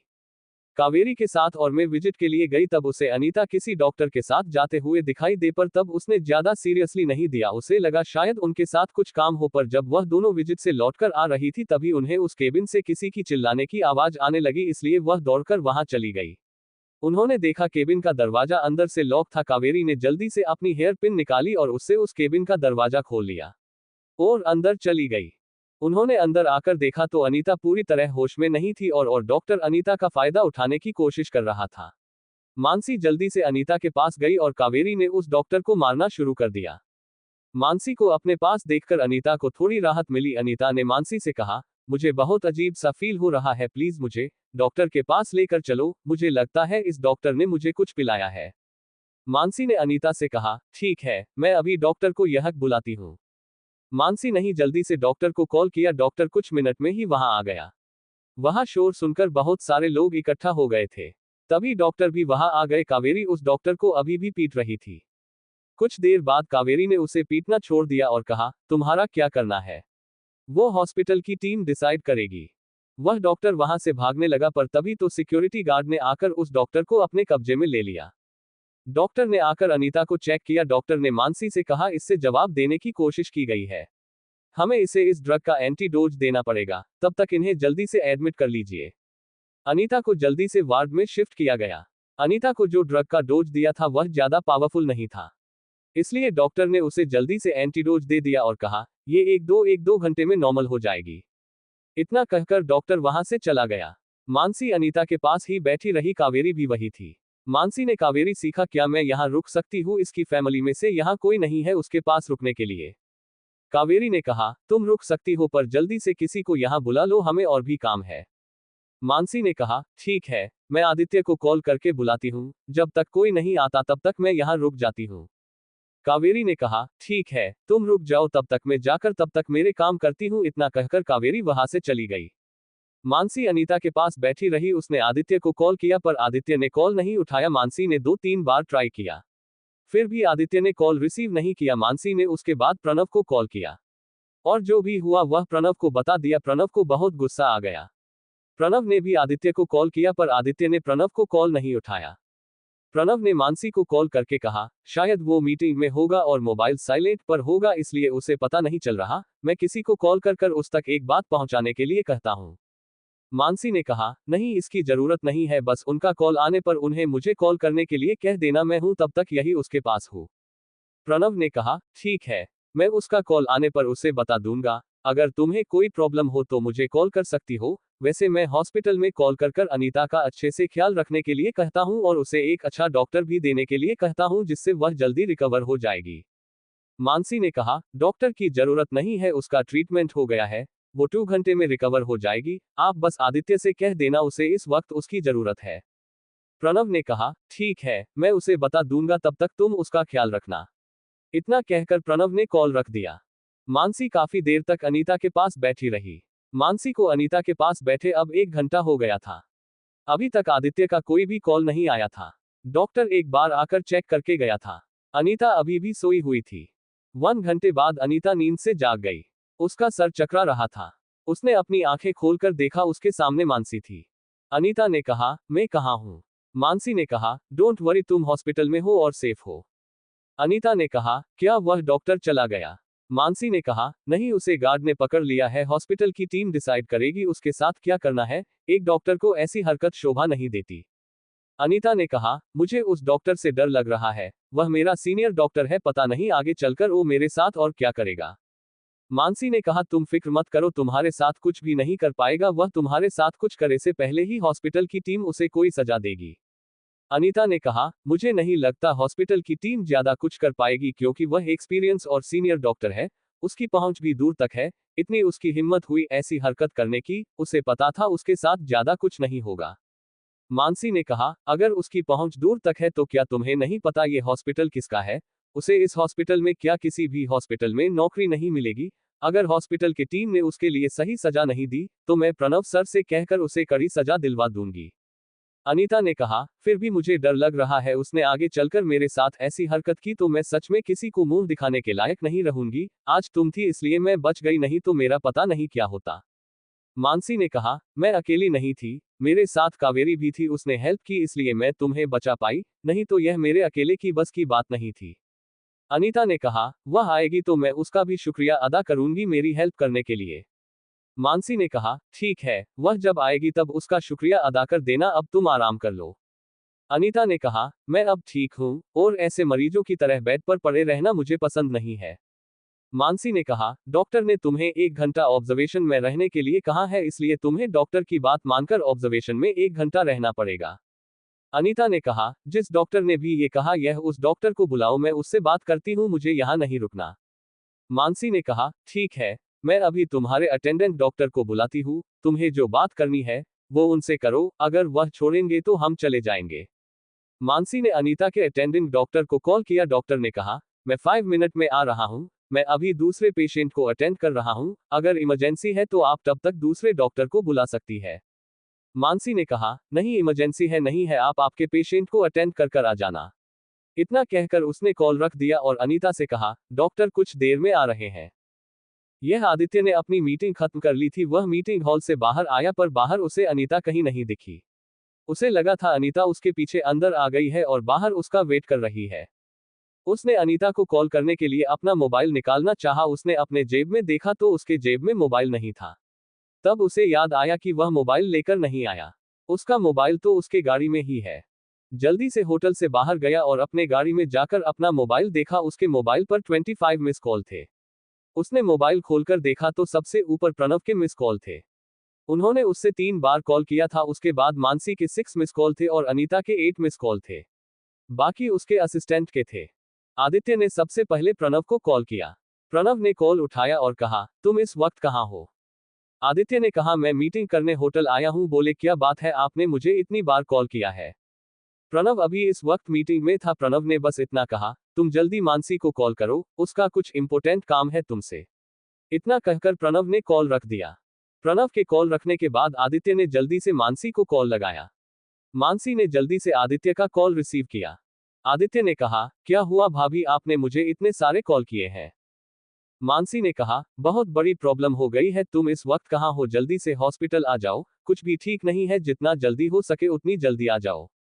अब स्टार्ट करते हैं चैप्टर 147, कर में रोमांस। आदित्य ने कहा, क्या आप मुझे बता सकती है क्या हुआ है और मैं हॉस्पिटल क्यों आऊं?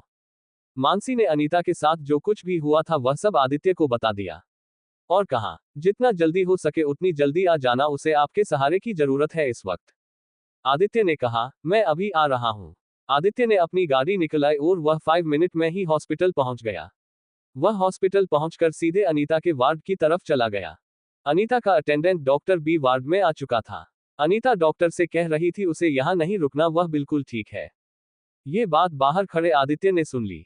आदित्य ने कहा, कहां जाने की बात हो रही है, तुम कहीं नहीं जाओगी जब तक डॉक्टर नहीं कहते।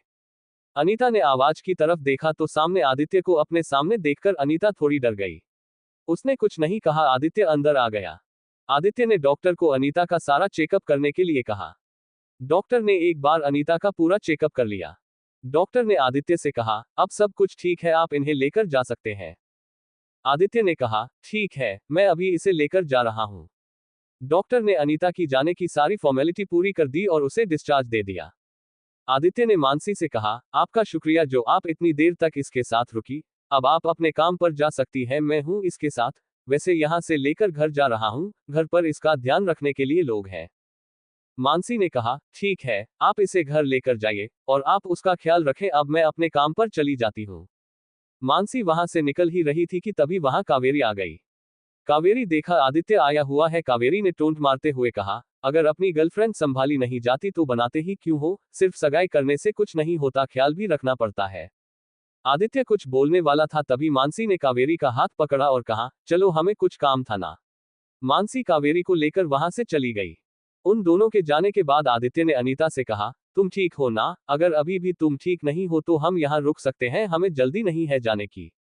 अनीता ने कहा, नहीं मैं बिल्कुल ठीक हूँ, हम घर चलते हैं, मुझे यहाँ बिल्कुल मरीजों की तरह लग रहा है, अगर मैं यहाँ ज्यादा देर रुकी तो मैं सच में और बीमार पड़ जाऊंगी। आदित्य हंसने लगा और कहा, चलो फिर घर चलते हैं, तो सच में तुम बीमार पड़ जाओगी। आदित्य के इतना कहते ही अनीता जल्दी से बेड से उठी और वार्ड से बाहर जाने लगी। आदित्य भी अनीता के पीछे पीछे बाहर आ गया। उन दोनों को एक साथ देखकर बाहर खड़े सब लोग चुप हो गए। आदित्य ने देखा बाहर लोग खड़े थे। आदित्य ने जल्दी से अनीता का हाथ पकड़ लिया और उसके साथ चलने लगा। सब लोगों ने एक साथ देखकर चुप हो गए थे, बस उनकी तरफ देख रहे थे। अनीता को भी अब थोड़ी राहत मिली कि लोगों ने उसके बारे में बोलना बंद कर दिया। आदित्य ने ले जाकर अनीता को अपने गाड़ी में बिठाया और खुद भी ड्राइवर सीट पर आकर बैठ गया और गाड़ी शुरू कर दी। आदित्य ने अनीता से कहा, तुम मेरे पीछे होटल में क्यों नहीं आई, तुम्हें क्या जरूरत थी मेरे बिना हॉस्पिटल आने की। अनीता ने कहा, मैं आपके पीछे ही होटल में आए थे, प्रवाह के गाने मुझे रोक दिया क्योंकि मेरे पास वहां का मेंबरशिप कार्ड नहीं था, मैंने आपको बहुत कॉल भी लगाया पर आपने एक भी कॉल रिसीव नहीं किया, फिर भी मैं वहां बहुत देर रुकी और फिर हॉस्पिटल आ गई। आदित्य ने कहा, इसके बाद ध्यान में रखना, कभी मेरे पीछे मत आना, मेरे साथ चलना, इससे तो मेरे साथ कहीं भी आ जा सकती हो, नहीं तो लोग तुम्हें ऐसे ही रोकेंगे। अनीता ने कहा, नहीं मैं आगे से सावधान रहूंगी, आज तो मानसी और कावेरी की वजह से नहीं बच गई, आगे कौन आएगा मुझे बचाने के लिए। अगर वह दोनों नहीं होती तो पता नहीं आज मेरा क्या हो जाता, वह डॉक्टर मेरे साथ क्या करता। आदित्य ने कहा, वह तुम्हारे साथ कुछ भी नहीं कर सकता था, अगर उसने कुछ किया होता तो मैं उसे नहीं छोड़ता, वैसे भी उसे उसके कर्मों की सजा मिलकर रहेगी, मैं भाई से बात करके उसे कड़ी सजा दिलाने की कोशिश करूंगा। अनीता ने कहा, मैं तो चाहती हूँ उसे हॉस्पिटल से ही निकाल दे क्योंकि वह आगे चलकर मेरे साथ ऐसी हरकत कर सकता है, मुझे उस डर लग रहा है। आदित्य ने कहा, तुम्हें डरने की जरूरत नहीं है, मैं कोशिश करूंगा कि वह हॉस्पिटल से जाए, अब अपने डर को दूर भगाओ, शांत हो जाओ। अनीता ने कहा, आपको इतना आसान लगता है डर को भगाना, मुझे पता है मुझ पर क्या बीती है। आदित्य चुप हो गया। कुछ देर बाद आदित्य ने गाड़ी रोक दी और अनीता से कहा, जाओ जाकर पीछे बैठ जाओ। अनीता के समझ में नहीं आया आदित्य ने उसे क्यों पीछे बिठाया, फिर भी वो गाड़ी से उतर गई और पीछे वाली सीट पर जाकर बैठ गई। आदित्य ने गाड़ी थोड़ी और आगे ली और एक जगह पर रोक दी और वह भी गाड़ी से नीचे उतर गया। उसने आसपास देखा, वहां ज्यादा लोग नहीं थे और आने वाली जाने वाली गाड़ियां भी ज्यादा नहीं थी। आदित्य ने गाड़ी के पीछे वाला दरवाजा खोला और वो जाकर गाड़ी के पीछे वाले सीट पर अनीता के बगल में बैठ गया। आदित्य को अपने बगल में देखकर अनीता ने कहा, अगर आप भी आकर मेरे बगल में बैठेंगे तो गाड़ी कौन चलाएगा। आदित्य ने कहा, गाड़ी कोई भी नहीं चलेगा, गाड़ी यही खड़ी रहेगी। अनीता ने कहा, क्या हमें घर नहीं जाना। आदित्य ने कहा, हमें घर भी जाना है पर उससे पहले कुछ काम है, वह पूरा करते हैं फिर घर जाते हैं। अनीता ने कहा, क्या काम है। आदित्य ने अनीता की तरफ देखा और उसे अपनी तरफ खींच लिया और उसे अपने गोद में बिठा लिया। अनीता आदित्य के ऐसे एकदम हुए मूवमेंट से थोड़ा डर गई। अनीता ने कहा, आप ये क्या कर रहे हैं, मैं आपकी वजह से प्रॉब्लम में फंस जाती हूँ, प्लीज मुझे छोड़ दीजिए, हम रास्ते पर है, इसी वक्त कोई देख लेगा और फिर बातें बनाएगा। आदित्य ने अनीता के होठों पर उंगली रखी और उसे चुप कराते, चुप हो जाओ तो तुम्हारे शोर से ही कोई आ जाएगा। अनीता ने कहा, प्लीज आप मुझे छोड़ दीजिए, मुझे अच्छा नहीं लग रहा, बाहर लोग आ जा रहे हैं, क्या सोचेंगे। आदित्य इरिटेट हो गया, उसने अनीता को चुप करने के लिए सीधे उसे किस कर दिया। उसके होंठ अपने होठों से ब्लॉक कर दिए। अनीता कुछ बोल भी नहीं पा रही थी। आदित्य के बाहों से छूटने की कोशिश करने लगी। आदित्य ने उसे कसकर पकड़ रखा था। कुछ देर बाद अनीता ने कोशिश करना भी छोड़ दिया। जब अनीता ने कोशिश करना छोड़ दिया, आदित्य ने भी अनीता को फ्री कर दिया और अपने सीने से लगा लिया और कहा, मेरे होते हुए तुम्हें डरने की जरूरत नहीं है। अनीता आदित्य के सीने से लगी रही और उसने कहा, थोड़ी ना मेरे पास हमेशा के लिए है, आपका तो बस मुझे गुर्जरों का साथ है, उसके बाद आप चले जाएंगे आपके कावेरी के पास, मुझे तो आगे का सफर अकेले ही तय करना है। आदित्य ने कहा, तुम आगे का सफर अकेले क्यों देख करोगे, मैं तुम्हें आगे का सफर तय करने के लिए कोई देता हूं ना। अनीता आदित्य की बातें समझ नहीं आया, उसने कहा, आप किसी देने वाले हैं मुझे आगे का सफर तय करने के लिए। आदित्य ने कहा, मैं तुम्हारे साथ आगे चलकर रहूं या ना रहूं ये खुद मुझे भी नहीं पता, इसलिए मैं तुम्हें तुम्हारे साथ रहने के लिए एक बच्चा तो दे सकता हूं, हमें अभी कोशिश शुरू कर देनी चाहिए, 1-2 महीने में गुड न्यूज जरूर मिलेगी। इतना कहकर आदित्य अनीता को फिर से किस करने लगा। इस बार अनीता ने आदित्य को जोर से खुद से अलग किया और उसके गोद से उठकर बाजू वाली सीट पर बैठ गई। अनीता ने कहा, अगर आगे चलकर आप हमारे साथ नहीं होंगे तो मुझे आपसे बच्चा भी नहीं चाहिए, मुझे उस बच्चे को भी अपने साथ सफर नहीं करवाना। आदित्य ने कहा, तुम इतनी भोली कब से बन गई, मैं तुम्हें ना मेरी बातों का मतलब समझ में आता है ना मेरे एक्शन से तुम्हें समझ आता है मैं क्या कहने की कोशिश कर रहा हूं। अनीता ने कहा, अगर मुझे ऐसे समझ नहीं आता तो आप सीधे मुंह से भी कह सकते हैं ना। आदित्य ने एक तेज सांस ली और कहा, मैं तुमसे शादी करना चाहता हूं और तुम्हें अपना बनाना चाहता हूं, वह भी पूरे लाइफ के लिए, हम तो दिन बाद शादी कर रहे हैं। अनीता ने कहा, अगर हम शादी कर रहे हैं तो कावेरी का क्या होगा? क्वोट। आदित्य को अब गुस्सा आ गया, अनीता बार बार कावेरी कावेरी कर रही थी। आदित्य ने कहा, अब ये बार बार कावेरी करना छोड़ दो और आगे से उसका नाम बोलकर भी मेरे सामने लेने की कोशिश भी मत करना। मैंने कहा ना हम शादी कर रहे, इसका मतलब समझ लो कि मैं उसे अपनी लाइफ से निकाल रहा हूं, अब फिर से मेरे सामने उसका नाम मत लेना। अनीता ने कहा, ठीक है मैं आगे से फिर से आपके सामने उसका नाम नहीं लूंगी, पर क्या मैं उसे शादी में बुला सकती हूँ? आदित्य ने कहा, तुम्हारी मर्जी, तुम्हें बुलाना है तो बुलाओ, मैं तो उसे बुलाने वाला नहीं हूँ।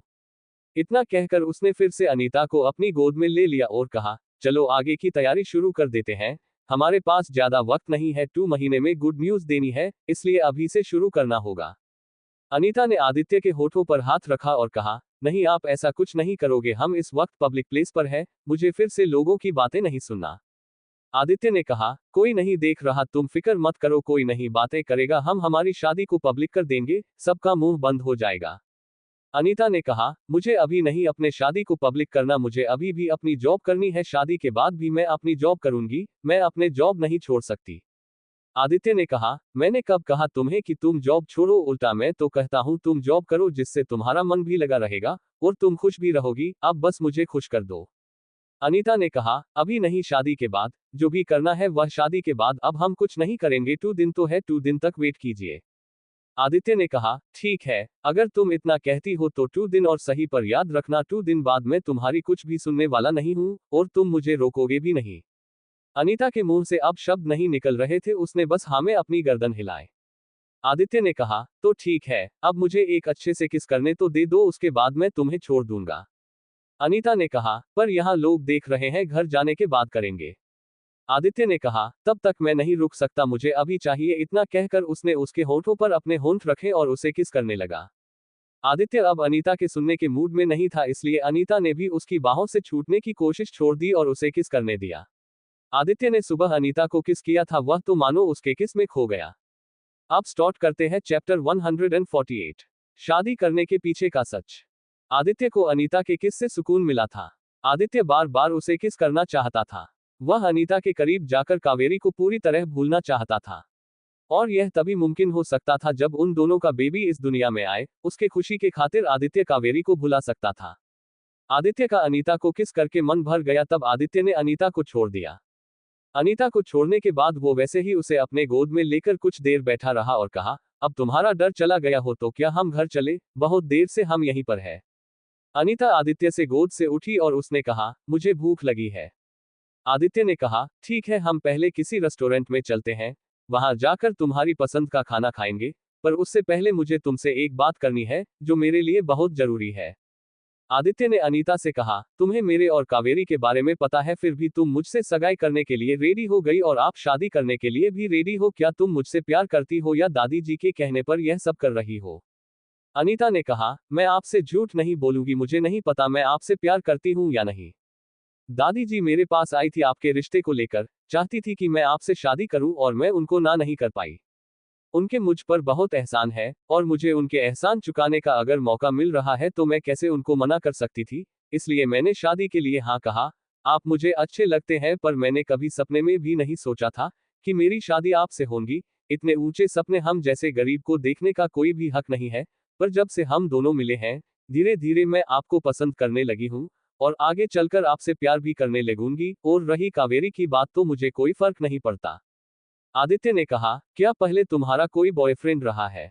अनीता ने कहा, नहीं, कभी वक्त ही नहीं मिला, पहले पढ़ाई और अब जॉब।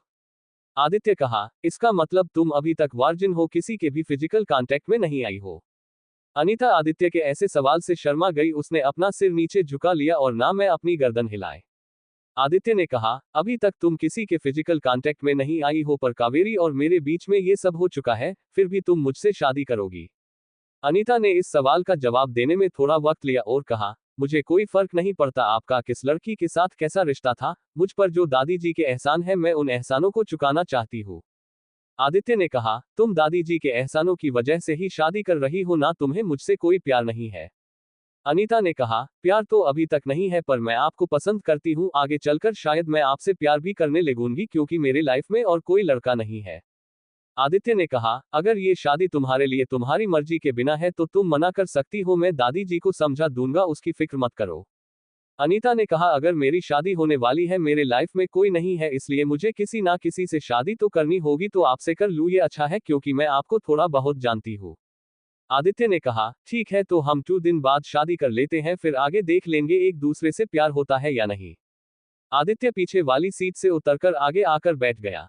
आदित्य ने आगे बैठकर कहा, चलो आओ और आगे आकर बैठ जाओ, तुम्हें भूख लगी है ना, हम खाना खाने जा रहे हैं। अनीता भी पीछे वाले सीट से नीचे उतर गई और आगे आकर बैठ गई। आदित्य ने गाड़ी रेस्टोरेंट की तरफ ली। आदित्य अनीता को लेकर रेस्टोरेंट के अंदर चला गया। आदित्य ने दोनों के लिए एक प्राइवेट रूम बुक किया। वह अनीता को लेकर उस रूम में गया। दोनों उस रूम के अंदर जाकर बैठ गए। अनीता ने अपने पसंद के खाने का ऑर्डर दे दिया, आदित्य ने भी अपने पसंद का खाना ऑर्डर किया। कुछ ही देर में उन दोनों का खाना आ गया। दोनों ने पेट भर के अपने अपने पसंद के खाना खा लिया। खाना खाने के बाद बारी थी डेजर्ट की। अनीता ने अपने लिए चॉकलेट लावा केक मंगवाया। वेटर अनीता के लिए चॉकलेट लावा केक लेकर आ गया। आदित्य अपने लिए चीज केक मंगवाया। दोनों ने भी अपना डेजर्ट खाना शुरू कर दिया। आदित्य ने जल्दी से अपना डेजर्ट खत्म कर दिया। अनीता अभी भी कहा रही थी, वह बहुत धीरे धीरे कहा रही थी। आदित्य अनीता को देखने लगा। अनीता ने अपना चॉकलेट लावा केक आदित्य को ऑफर किया। आदित्य जल्दी से उठकर अनीता के पास गया। अनीता ने अभी अभी केक की बाइट ली थी। आदित्य ने अपने होंठ अनीता के होठों पर रखे और उसके मुंह के अंदर का केक अपने मुंह में ले लिया और कहा, तुम्हारा डेजर्ट तो बहुत स्वीट है, आगे चलकर मुझे लगता है मुझे डेजर्ट ऐसे ही खाना चाहिए जिससे टेस्ट अच्छा लगे। अनीता ने कहा, आप कहीं भी कैसी भी हरकत कर लेते हो, मुझे बिल्कुल भी अच्छा नहीं लग रहा, बाहर से सब लोग देख रहे हैं। आदित्य ने दरवाजे की तरफ देखा तो सच में वहां से वेटर उन्हें देख रहे थे। आदित्य जाकर अपने चेयर पर बैठा और कहा, जल्दी जल्दी खाओ, नहीं तो मैं फिर से अपने हिस्से की बाइक लेने आ जाऊंगा। अनीता ने जैसे ही यह सुना, उसने सारा केक अपने मुंह में डाला और अपने मुंह पर हाथ रखकर उसे खाने लगी। आदित्य अनीता की हरकत देखकर कर हंसने लगा और उसने कहा, धीरे से खाओ, मैं तुम्हारे मुंह से नहीं छीनूंगा। अनीता कुछ बोलना चाहती थी, पर मुंह में उसके केक था, इसलिए उसे कुछ बोलना नहीं आ रहा था। उसने जल्दी से उसके को खाया और कहा, आप मुझे बहुत परेशान करते हो, ठीक से खाने तक नहीं देते। आदित्य ने हंसते हुए कहा, मैंने अभी तक तुम्हें परेशान करना शुरू नहीं किया, जब मैं तुम्हें परेशान करना शुरू कर दूंगा तब तुम्हें पता चलेगा परेशान करना किसे कहते हैं, ये तो बस एक एग्जाम्पल था। अनीता ने कहा, ये एग्जाम्पल था तो असलियत में आप मुझे कैसे परेशान करोगे? वह सोचने लगी, तब उसके गाल शर्म से लाल हो गए। आदित्य ने कहा, तुम शर्मा रही हो, मैंने तुम्हें अभी तक इतना शर्माते हुए नहीं देखा, वैसे क्या सोचकर तुम शर्मा रही हो, मुझे भी तो बताओ। अनीता ने कहा, कुछ नहीं सोच रही थी, चलो घर चले, बहुत देर हो गई है। इतना कहकर वो उठी और बाहर जाने लगी। आदित्य ने आकर पीछे से उसका हाथ पकड़ लिया और उसे रोका। उसने उसे अपनी ओर खींच लिया और सबके सामने उसे किस कर दिया। वहां खड़े सब वेटर लोग उन दोनों को ही देख रहे थे। किस करने के बाद उसने अनीता को छोड़ दिया और सब लोगों से कहा, यह मेरी मंगेतर है, इसलिए कोई गलत मत समझना, इसके बारे में गलत बातें मत करना। इतना कहने के बाद उसने अनीता का हाथ पकड़ लिया और उसे लेकर वो बाहर चला गया। आदित्य ने अनीता को लाकर गाड़ी में बिठा दिया और गाड़ी शुरू कर दी। वो दोनों घर चले गए। घर जाकर आदित्य पहले दादी जी से मिलने गया। दादी जी ज्वेलरी देख रही थी। अपने दोनों को ज्वेलरी देने वाली थी। यह उनकी खानदानी ज्वेलरी थी। दादी जी ज्वेलरी देख रही थी, तभी आदित्य अनीता को लेकर दादी जी के पास आया था। आदित्य ने दादी जी से कहा, मुझे आपसे कुछ बात करनी है। दादी जी ने कहा, बोलो क्या बात है। आदित्य ने कहा, मैं अनीता से 2 दिन बाद शादी कर रहा हूँ, यही बताने में आपको आया था। दादी ने कहा, पर इतनी भी जल्दी क्या है? अभी तो तुम्हारी सगाई हुई है ना, शादी अगले हफ्ते करेंगे। आदित्य ने कहा, नहीं 2 दिन बाद हम शादी कर रहे हैं, मैं और दिन शादी के दिन नहीं रुक सकता। दादी जी ने कहा, 2 दिन में तैयारियां कैसी होगी? आदित्य ने कहा, तैयारी करने की जरूरत नहीं है, हम कोर्ट मैरिज कर लेंगे। दादी जी ने कहा, बिल्कुल भी नहीं, तुम कोर्ट मैरिज नहीं करोगे, शादी पूरे रीति रिवाजों से होगी। आदित्य ने कहा, ठीक है, तो तैयारियां कर लीजिए, जिन्हें जिन्हें बुलाना है उन्हें इनविटेशन भेज दीजिए। दादी जी ने कहा, मैं अभी सभी लोगों को शादी का इनविटेशन भेज देती हूँ और शादी की तैयारी में लग जाती हूँ, बहुत काम है। आदित्य ने कहा, ठीक है, आप अपने काम पर लग जाइए, मैं इसे इसके कमरे में छोड़ कर आता हूँ। दादी जी ने कहा, रुको, पहले ये ज्वेलरी लेकर जाओ, मैं ज्वेलरी लेकर तुम्हारे पास ही लेकर आ रही थी। ये ज्वेलरी अनीता को शादी में पहननी है, ये हमारी खानदानी ज्वेलरी है। आदित्य ने कहा, पर इस पर बस भाभी का हक है, यह आप अनीता को क्यों दे रही है? दादी जी ने कहा, अनीता भी तो इस घर की बहू है, उसका भी इस पर पूरा अधिकार है, इसलिए मैं ज्वेलरी अनीता को दे रही हूँ और मैंने मानसी को देने के लिए भी ज्वेलरी निकाल कर रखी है, दोनों को भी ज्वेलरी मिलेगी। अनीता ने कहा, मुझे ज्वेलरी की जरूरत नहीं है, आप उन्हें दे दीजिए, मैं इतनी महंगी की ज्वेलरी नहीं पहन सकती। दादी जी कुछ बोलने वाली थी, तभी वहां प्रिया आ गई। प्रिया ने कहा, किस ज्वेलरी की बात चल रही है, मुझे भी कोई बताओ। तभी प्रिया की नजर बेड पर रखी ज्वेलरी पर गई। प्रिया ने ज्वेलरी हाथ में ली और कहा, ये तो काफी है, हैवी लगती है, खानदानी है क्या? दादी जी ने कहा, हाँ खानदानी है। प्रिया ने कहा, तो इस पर मेरा भी पूरा हक है। दादी जी ने कहा, हाँ तुम्हारा भी इसके ऊपर हक है। प्रिया ने कहा, तो मुझे भी अपनी ज्वेलरी चाहिए और वह भी अभी। दादी जी ने अलमारी खोली और अलमारी में से एक बॉक्स बाहर निकाला, उसमें और एक बॉक्स था जो मानसी का था और अनीता का बॉक्स बेड पर था। तिनन्हो को भी ज्वेलरी दी गई थी। दादी जी ने वह बॉक्स प्रिया के हाथ में दिया और कहा, ये तुम्हारी ज्वेलरी है और इसे संभाल कर रखना, 2 दिन बाद आदित्य की शादी है, उस शादी में इसे जरूर पहनना, मैं चाहती हूँ मेरी तिनन्हो बहुएं अच्छी लगे। प्रिया ने वह बॉक्स लिया और खोलकर देखा, इस बॉक्स में सेम अनीता को जो ज्वेलरी थी वही थी। प्रिया को बॉक्स लेकर अपने कमरे में चली गई। दादी जी ने अनीता के हाथ में अनीता का ज्वेलरी बॉक्स दिया और कहा, ये लो तुम्हारी ज्वेलरी और तुम भी इसे संभाल कर रखना, शादी वाले दिन तुम्हें यही पहननी है। अनीता ने वह बॉक्स ले लिया। दादी जी ने फिर से उसके हाथ पर और एक बॉक्स रख दिया और कहा, ये लो, ये ज्वेलरी आदित्य ने उसके होने वाली बीवी के लिए बना कर रखी थी, तुम इसे भी शादी में पहन लेना। अनीता ने हाँ में सिर हिलाया। दादी जी ने कहा, एक बार खोलकर तो देखो। अनीता ने वह ज्वेलरी बॉक्स खोलकर देखा तो उसमें डायमंड नेकलेस था। देखने में बहुत खूबसूरत था। अचानक उसके ऊपर से हाथ फिर आया और कहा, ये कितना खूबसूरत है, क्या ये सच में मेरे लिए है? आदित्य ने कहा, ये तुम्हारे लिए है। अनीता ने कहा, ये बहुत महंगा होगा। आदित्य ने कहा, नहीं, बस 1 करोड़ का है। ऐसे ये 2 है, एक भाई के पास है और एक है डिजाइन का और कोई भी नहीं है। अब स्टार्ट करते हैं चैप्टर 149, बच्चे की तैयारी। अनीता ने कहा, क्या 1 करोड़? नहीं, मुझे नहीं चाहिए, इतना महंगा मैं नहीं पहन सकती, इसे आप अपने पास ही रखें। आदित्य ने कहा, मैंने इसे मेरे होने वाले बीवी के लिए बनवाया था, अब इसे तुम्हें पहनना होगा। अनीता ने कहा, यह बहुत महंगा है, अगर मुझसे खो गया तो? आदित्य ने कहा, खो गया तो खो गया, मिल जाएगा, इसमें जीपीएस ट्रैकर लगा हुआ है। अनीता ने कहा, ज्वेलरी में जीपीएस ट्रैकर कौन लगाता है? आदित्य ने कहा, यह ज्वेलरी उतनी कॉस्टली है और यूनिक डिजाइन है, इसलिए दोनों सेट में भी जीपीएस लगाया गया है। अनीता ने कहा, क्या मानसी के पास भी ऐसा सेम है? आदित्य ने कहा, नहीं, थोड़ा डिफरेंट है, उसका बीच वाला डिजाइन अलग है।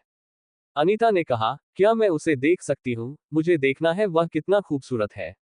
दादी जी ने कहा, क्यों नहीं देख सकती, मैं अभी प्रणव से लेकर आते हो, मुझे लगता उसने अभी तक मानसी को दिया होगा।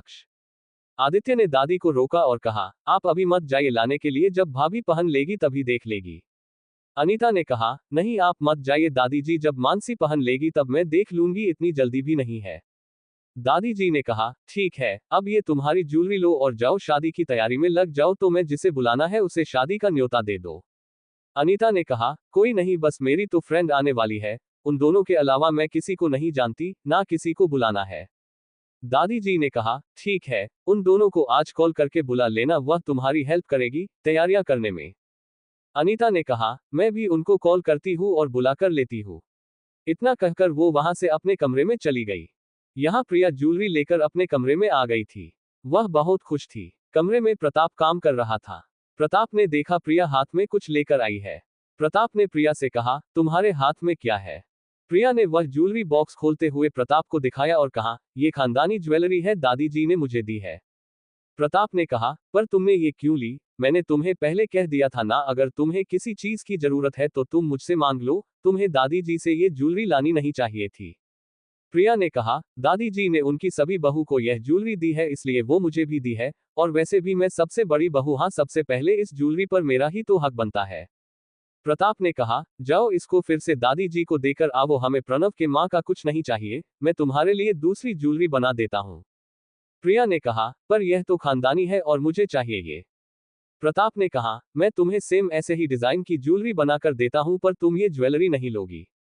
प्रिया ने कहा, मुझे इस डिजाइन की नहीं चाहिए, वैसे भी ये पुरानी डिजाइन है, मुझे न्यू डायमंड ज्वेलरी चाहिए, लेटेस्ट डिजाइन की, अगर आप दिलवा सकते हो तो मैं इन्हें वापस लेकर आती हूँ।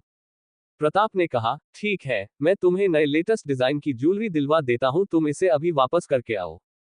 प्रिया वह ज्वेलरी लेकर दादी जी के पास गई और उसने दादी जी से कहा, मैं ये ज्वेलरी नहीं ले सकती, आप इसे अपने पास ही रखें। इतना कहकर उसने वह ज्वेलरी बॉक्स वहीं पर रखा और वहां से वह अपने कमरे में आ गई। वह आते हुए नई लेटेस्ट डायमंड ज्वेलरी देख रही थी। उसे एक ज्वेलरी डिजाइन बहुत पसंद आया था। उस दिन को लेकर प्रताप के पास गई और उससे कहा, मुझे ये ज्वेलरी चाहिए। प्रताप ने कहा, पर यह एक ही ज्वेलरी बहुत महंगी है, तुम्हें तो दो दो डिजाइन पसंद आई है। प्रिया ने कहा, आपने ही कहा था आप मुझे दिलवा देंगे उस ज्वेलरी के बदले में, अब मुझे यही चाहिए। 2 दिन बाद आदित्य की शादी है, मुझे उस शादी में यही पहना है। प्रताप ने कहा, क्या 2 दिन बाद आदित्य की शादी है और मुझे किसी ने बताया क्यों नहीं? प्रिया ने कहा, अभी तक किसी को भी नहीं पता, शायद डिनर पर सबको बताया जाएगा, आप बस मेरे लिए ये ज्वेलरी खरीद लो। प्रताप ने वह ज्वेलरी देखी और उसने उस शॉप पर कॉल किया ज्वेलरी ऑर्डर करने के लिए। शॉप के मैनेजर ने कॉल रिसीव किया। प्रताप ने मैनेजर से कहा, जो नई डिजाइन लॉन्च हुए हैं डायमंड नेकलेस की, वो पहले 2 सेट मुझे चाहिए। मैनेजर ने कहा, पहला सेट ऑलरेडी बुक हो गया है, 2 नंबर का सीट अवेलेबल है। प्रताप ने कहा, अगर पहला सेट बुक हो गया था तो आपको उसे वेबसाइट से हटाना चाहिए था ना। मैनेजर ने कहा, अभी कुछ मिनट पहले ही वह बुक हो गया है, हम उसे हटाने वाले थे तभी आपका ही कॉल आया। प्रताप ने प्रिया से कहा, पहला सेट सोल्ड आउट गया है, क्या दूसरा और तीसरा मंगवाओ? प्रिया ने कहा, पर वह तो अभी लॉन्च हुआ था, इतनी जल्दी इसने खरीद लिया। मैनेजर ने कहा, हम उनकी इंफॉर्मेशन आपको नहीं दे सकते, आपको दूसरा और तीसरा सेट चाहिए हो तो बता दीजिए, नहीं तो वह भी सोल्ड आउट हो जाएगा। प्रिया ने कहा, नहीं ये सोल्ड आउट हो उससे पहले मेरे लिए बुक कर दीजिए।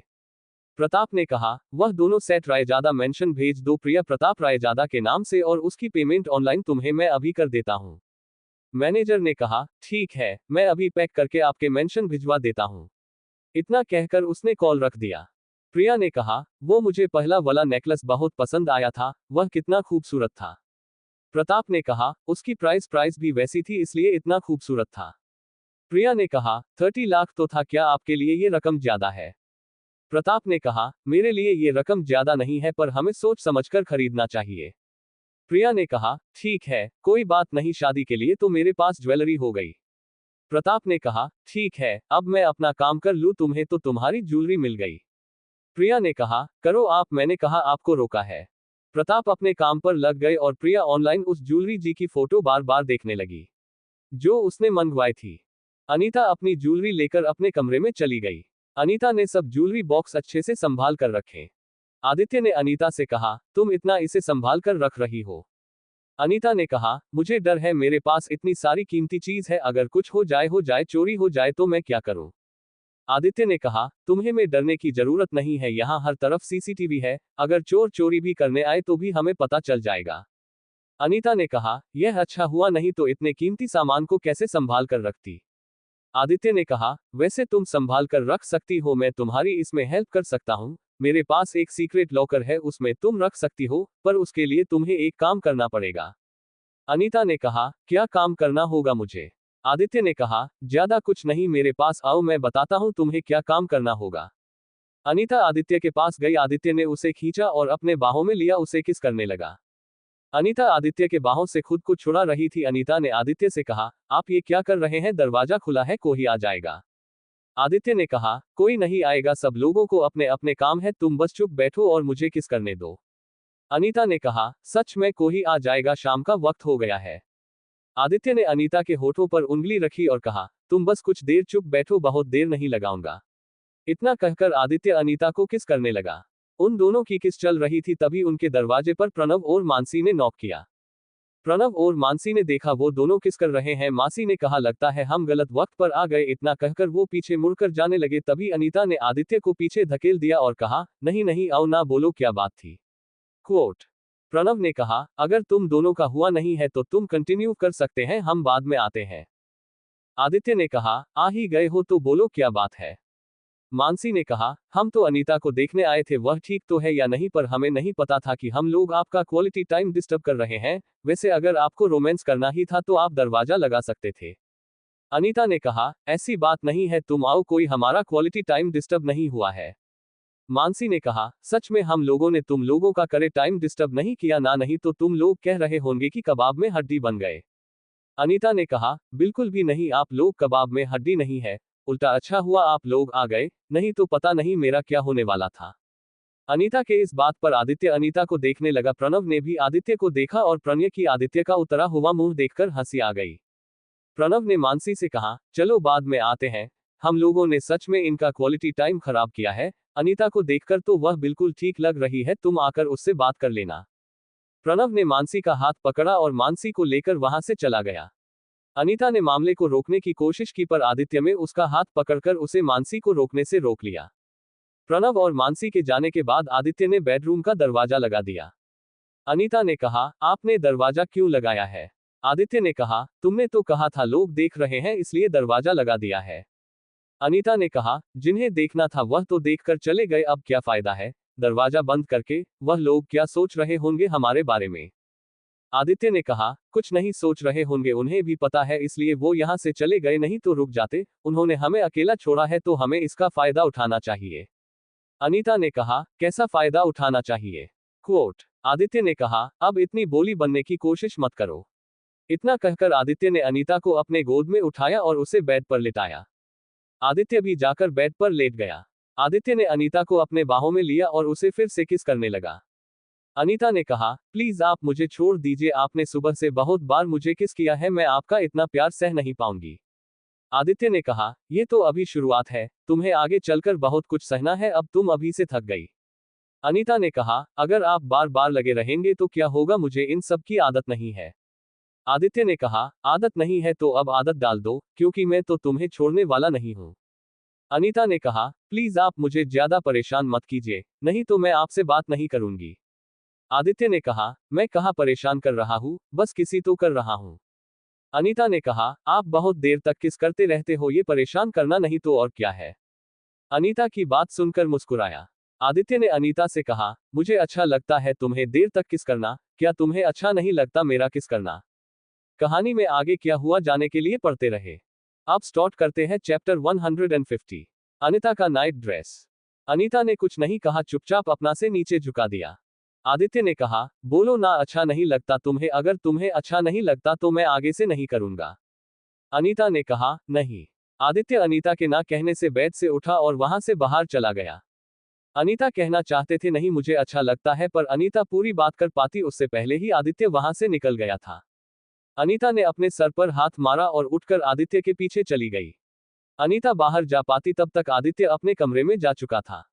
अनीता ने खुद से कहा, लगता है इन्होंने मेरे कहने का गलत मतलब लिया है।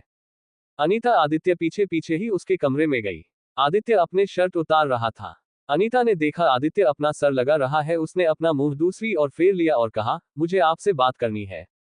आदित्य ने कहा, मुझे पता है तुम मुझसे क्या बात करना चाहती हो, तुम्हें मुझसे माफी मांगने की जरूरत नहीं है, मुझे तुम्हारी बातों का बुरा नहीं लगा, अगर तुम्हें नहीं अच्छा लगता तो मैं आगे से इतना फोर्स नहीं करूंगा। इतना कहकर वो अनीता की बात बिना सुने ही बाथरूम में चला गया। अनीता अपने कमरे में चली गई। उसने कहा, बाद में उन्हें अच्छे से समझा दूंगी मेरे कहने का मतलब क्या था। आदित्य शावर के नीचे जाकर खड़ा हो गया और सोचने लगा, क्या वो अनीता के साथ कुछ ज्यादा ही कर रहा है, क्या उसे थोड़ा वक्त देना चाहिए। आदित्य यही सोच रहा था। तभी किसी ने आकर आदित्य का दरवाजा नॉक किया। आदित्य ने जल्दी से टॉवल लपेटा और देखने बाहर आ गया कौन आया है। आदित्य ने बाहर आकर दरवाजा खोला तो दरवाजे पर प्रताप खड़ा था। आदित्य ने प्रताप से कहा, बधे भाई आप। प्रताप ने कहा, मैंने तुम्हें कितनी बार कहा है, मुझे बड़े भाई मत कहो, कहना है तो सर कहो या फिर सीधे मुझे मेरे नाम से बुलाओ, मैं तुम्हें अपना भाई नहीं मानता। आदित्य ने कहा, सॉरी मैं भूल गया था, मैं कौन हूं, मैं तो आप लोगों को ही अपना मान बैठा था। प्रताप ने कहा, तुम मेरे कहने का गलत मतलब ले रहे हो, मैंने बस तुम्हें मुझे भाई कहने से मना किया है, तुम बाकी फैमिली वालों को अपनी फैमिली मान सकते हो, मुझे उससे कोई प्रॉब्लम नहीं है, बस मैं तुम्हें अपना भाई नहीं मानता। तुम्हें क्या, मैं तो प्रणव को भी अपना भाई नहीं मानता, उसके माँ ने जो मेरे माँ के साथ किया है उसी वजह से मुझे नफरत है उससे। आदित्य ने प्रताप को आगे बात करने से रोका और कहा, बोलिए सर आप यहाँ क्यों आए थे, क्या काम था आपको मुझसे। क्वोट। प्रताप ने कहा, तुम शादी कर रहे हो और मुझे एक बार भी नहीं बताया, बोलो तुम्हें शादी का तोहफा क्या चाहिए, तुम जो मांगोगे वह मैं तुम्हें दूंगा, घर में बड़ा होने का फर्ज निभाना है। आदित्य ने कहा, मुझे आपसे कुछ नहीं चाहिए, मेरे पास सब कुछ है, बस हो सके तो अपना आशीर्वाद देना। प्रताप ने कहा, आशीर्वाद तो तुम्हें बिना मांगे ही मिल जाएगा, तुम्हें क्या चाहिए वह बोलो, गाड़ी, बंगला या कोई जगह जो तुम्हें पसंद हो। आदित्य ने कहा, मुझे इन सब की कोई जरूरत नहीं, मेरे पास ऑलरेडी है, और अगर जरूरत पड़ी भी तो मैं अपने भाई से मांग लूंगा, आपसे मुझे कुछ नहीं चाहिए, बस आप शादी में आइए जरूर, 1 दिन की छुट्टी लेकर, यही मेरे लिए काफी है। प्रताप ने कहा, ठीक है, मुझे जो अच्छा लगेगा वह मैं तुम्हें दे दूंगा, बाद में कहना मत ऐसा तोहफा क्यों दिया। इतना कहकर वो वहां से चला गया। प्रताप के जाने के बाद आदित्य ने अपने कपड़े पहन लिए और वह प्रणव के कमरे की तरफ चला गया। आदित्य ने जाकर प्रणव के कमरे का दरवाजा नॉक किया। मानसी ने आकर दरवाजा खोला। आदित्य ने कहा, क्या भाई अंदर है। मानसी ने कहा, हे अंदर आओ ना। आदित्य कमरे के अंदर चला गया। प्रणव अपने लैपटॉप पर कुछ कर रहा था। प्रणव ने आदित्य को देखा और अपना लैपटॉप साइड रख दिया और कहा, बोलो क्या बात है जो तुम अनीता को छोड़कर हमारे कमरे में आए हो। आदित्य ने कहा, भाई अब बस भी कीजिए ना, कब तक मेरी टांग खींचोगे। प्रणव ने कहा, वह सब जाने दो, ये बताओ तुम कैसे आए, क्या कुछ काम था मुझसे। आदित्य ने कहा, कुछ देर पहले आप मेरे कमरे में आए थे, क्या आपको कुछ काम था, यही देखने के लिए आया था। प्रणव ने कहा, नहीं कोई काम नहीं था, हम तो बस अनीता को देखने आए थे, वह ठीक है या नहीं। मानसी ने कहा था वह बहुत गई है इसलिए बस देखने आए थे। आदित्य ने कहा, मुझे भी आपसे डॉक्टर के बारे में बात करनी थी। प्रणव ने कहा, बोलो क्या बात है। आदित्य ने कहा, भाई मैं चाहता हूं आप जिस डॉक्टर ने महिला के साथ बदतमीजी करने की कोशिश की है उसे कड़ी से कड़ी सजा दे। ऐसा चाहती है कि वह फिर कभी उस डॉक्टर को उस हॉस्पिटल में ना देखे, उसे उस डॉक्टर से डर लग रहा है कि वह फिर उसके साथ बदतमीजी करने की कोशिश कर सकता है, और मैं भी चाहता हूं कि आप उसे कड़ी की कड़ी सजा दे। प्रणव ने कहा, मैं कोशिश करूंगा उसे कड़ी की सजा देने की, पर उसके खिलाफ ज्यादा सबूत नहीं है। उस दिन उस एरिया के सीसीटीवी ठीक से काम नहीं कर रहे थे, इसलिए वहां जो हुआ वह ठीक से रिकॉर्ड नहीं हुआ, पर मैं अपनी पूरी कोशिश करूंगा उसे इस हॉस्पिटल से निकालने की, बस प्रताप भाई बीच में नहीं आने चाहिए, नहीं तो उसे निकालना थोड़ा मुश्किल हो सकता है। आदित्य ने कहा, मुझे पता है आप अकेले कुछ नहीं कर सकते, प्रताप सर का हॉस्पिटल की टीम का डिसीजन भी मायने रखता है, इस बात को मैं समझ सकता हूं। प्रणव ने कहा, तुम प्रताप भाई को सर क्यों कह रहे हो। आदित्य ने कहा, वह चाहते हैं कि मैं उन्हें भाई कहकर ना बुलाऊं, सर कहकर या उनके नाम से बुलाऊं। प्रणव ने कहा, अगर वह ऐसा चाहती है तो ठीक है, तुम उन्हें सर कहकर ही बुलाओ। आदित्य ने कहा, ठीक है, मैं अब चलता हूं, नीचे डिनर करने भी जाना है। प्रणव ने कहा, दादी ने हमें बताया तुम शादी कर रही हो, बोलो तो मैं क्या तोहफा चाहिए तुम्हें शादी का। आदित्य ने कहा, मुझे कुछ भी नहीं चाहिए, मुझे भैया भाभी कहने के लिए आप दोनों हो, यही मेरे लिए सबसे बड़ा तोहफा है। प्रणव ने कहा, तुम्हें प्रताप भाई के बात का बुरा लगा है ना, वह तुम्हें भाई नहीं कहने देते तो कोई बात नहीं, मैं हूं ना, तो मुझे भाई कह सकते हो ना। आदित्य ने कहा, आप ही मेरे भाई हो और मैं आपको अपना भाई मानता हूं, इतना कहकर वह प्रणव के गले लगा। प्रणव ने कहा, अब इतना इमोशनल भी मत हो, चलो चलकर देना कर लेते हैं, मैं तुम्हें एक बात कहना चाहता हूं, तुम हो सके तो अनीता को दूसरे हॉस्पिटल में जॉब करने के लिए कहो, जब तक यह मामला अच्छे से निपट नहीं जाता, नहीं तो उसे हॉस्पिटल से छुट्टी लेने के लिए कहो, मैं नहीं चाहता हमारे गैरमौजूदगी में उसके साथ कुछ हो, जो हम चाह कर भी नहीं रोक सकते। आदित्य ने कहा, वैसे भी शादी के वजह से कुछ दिन और छुट्टी पर है, फिर भी मैं उससे एक बार इसके बारे में बात जरूर करूंगा। मानसी ने कहा, चलो डिनर करने नीचे चलते हैं, आप लोगों की बातें बाद में भी होती रहेगी, डिनर का वक्त हो गया है, मुझे भूख लगी है। प्रणव ने कहा, तुम अनीता को लेकर आगे जाओ, हम दोनों बाद में आते हैं, मुझे आदित्य से कुछ बात करनी है। मानसी ने कहा, ठीक है, मैं तब तक अनीता को लेकर जाती हूँ, आप दोनों को जब आना है तब आ जाओ। प्रणव ने कहा, हम दोनों आपके पीछे आ रहे हैं, तुम दोनों आगे चलो, हम आ ही रहे हैं। मानसी वहां से अनीता के कमरे में चली गई। अनीता किसी सोच में थी। मानसी ने कहा, क्या हुआ, क्या सोच रहे हो? अनीता ने जल्दबाजी में कह दिया, आदित्य जी मुझ पर नाराज हो गए हैं, उन्होंने मेरे कहने का कुछ और ही मतलब लिया। मानसी ने कहा, किस बात का गलत मतलब लिया, क्या तुम मुझे बता सकती हो, तभी तो मुझे पता चल पाएगा। अनीता को ये सब बातें शेयर करने के लिए कोई नहीं था। उसे मानसी थोड़ी आपने लगने लगी थी, इसलिए उसने मानसी से कहा, उन्होंने मुझे कहा था, क्या मेरा किस करना तुम्हें अच्छा लगता है? मानसी ने कहा, फिर तुमने क्या कहा? अनीता ने कहा, मैंने उन्हें नहीं कहा, मुझे आगे बोलना था पर उससे पहले उठकर दे मुझे उन्हें कहना था, नहीं मुझे आपको किस करना अच्छा लगता है, पर वह मेरी पूरी बात सुने बिना ही चले गए। मानसी ने कहा, तभी उनका मूड इतना अपसेट था। तुम एक काम करो, तुम उन्हें समझा दो, तुम्हारे कहने का क्या मतलब था? अनीता ने कहा, मैं उनसे बात करने के लिए गई थी पर उन्होंने मेरी बात नहीं सुनी और मुझसे कहा, अगर तुम्हें ये सब पसंद नहीं है, तुम्हें आगे से नहीं करूंगा। मानसी ने अनीता से कहा, क्या तुम्हें वो पसंद है? अनीता ने हाँ में सिर हिलाया। मानसी ने कहा, तो तुम एक काम करो, उसे खुश कर दो। अनीता ने कहा, और कैसे? मानसी ने कहा, वह तुमसे क्या चाहता है? अनीता ने शर्माते हुए कहा, वह मुझसे एक बच्चा चाहते हैं।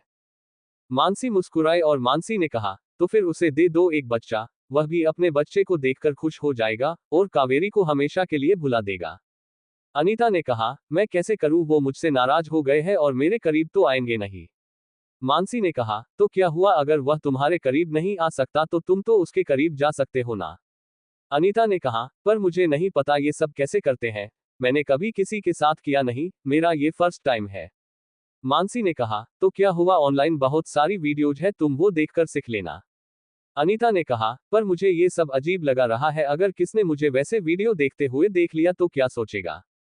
मानसी ने कहा, तुम्हें लोगों को दिखाकर वीडियो नहीं देखनी है, अकेले में देखनी है, लोगों को क्या पता चलेगा। अनीता ने कहा, फिर भी मुझे अजीब लग रहा है। मानसी ने कहा, तुम चाहती हो ना, उसे जो चाहे वो दो, पीछे क्यों हट रही हो? तुम अपने कदम आगे बढ़ाओ, वो अपने आप तुम्हारे पास आएगा, तुम्हें ज्यादा कुछ नहीं करना, पास उसे अपने ओर इंटरेक्ट करो, बाकी वो खुद कर लेगा, तुम्हें कुछ करने की जरूरत नहीं है।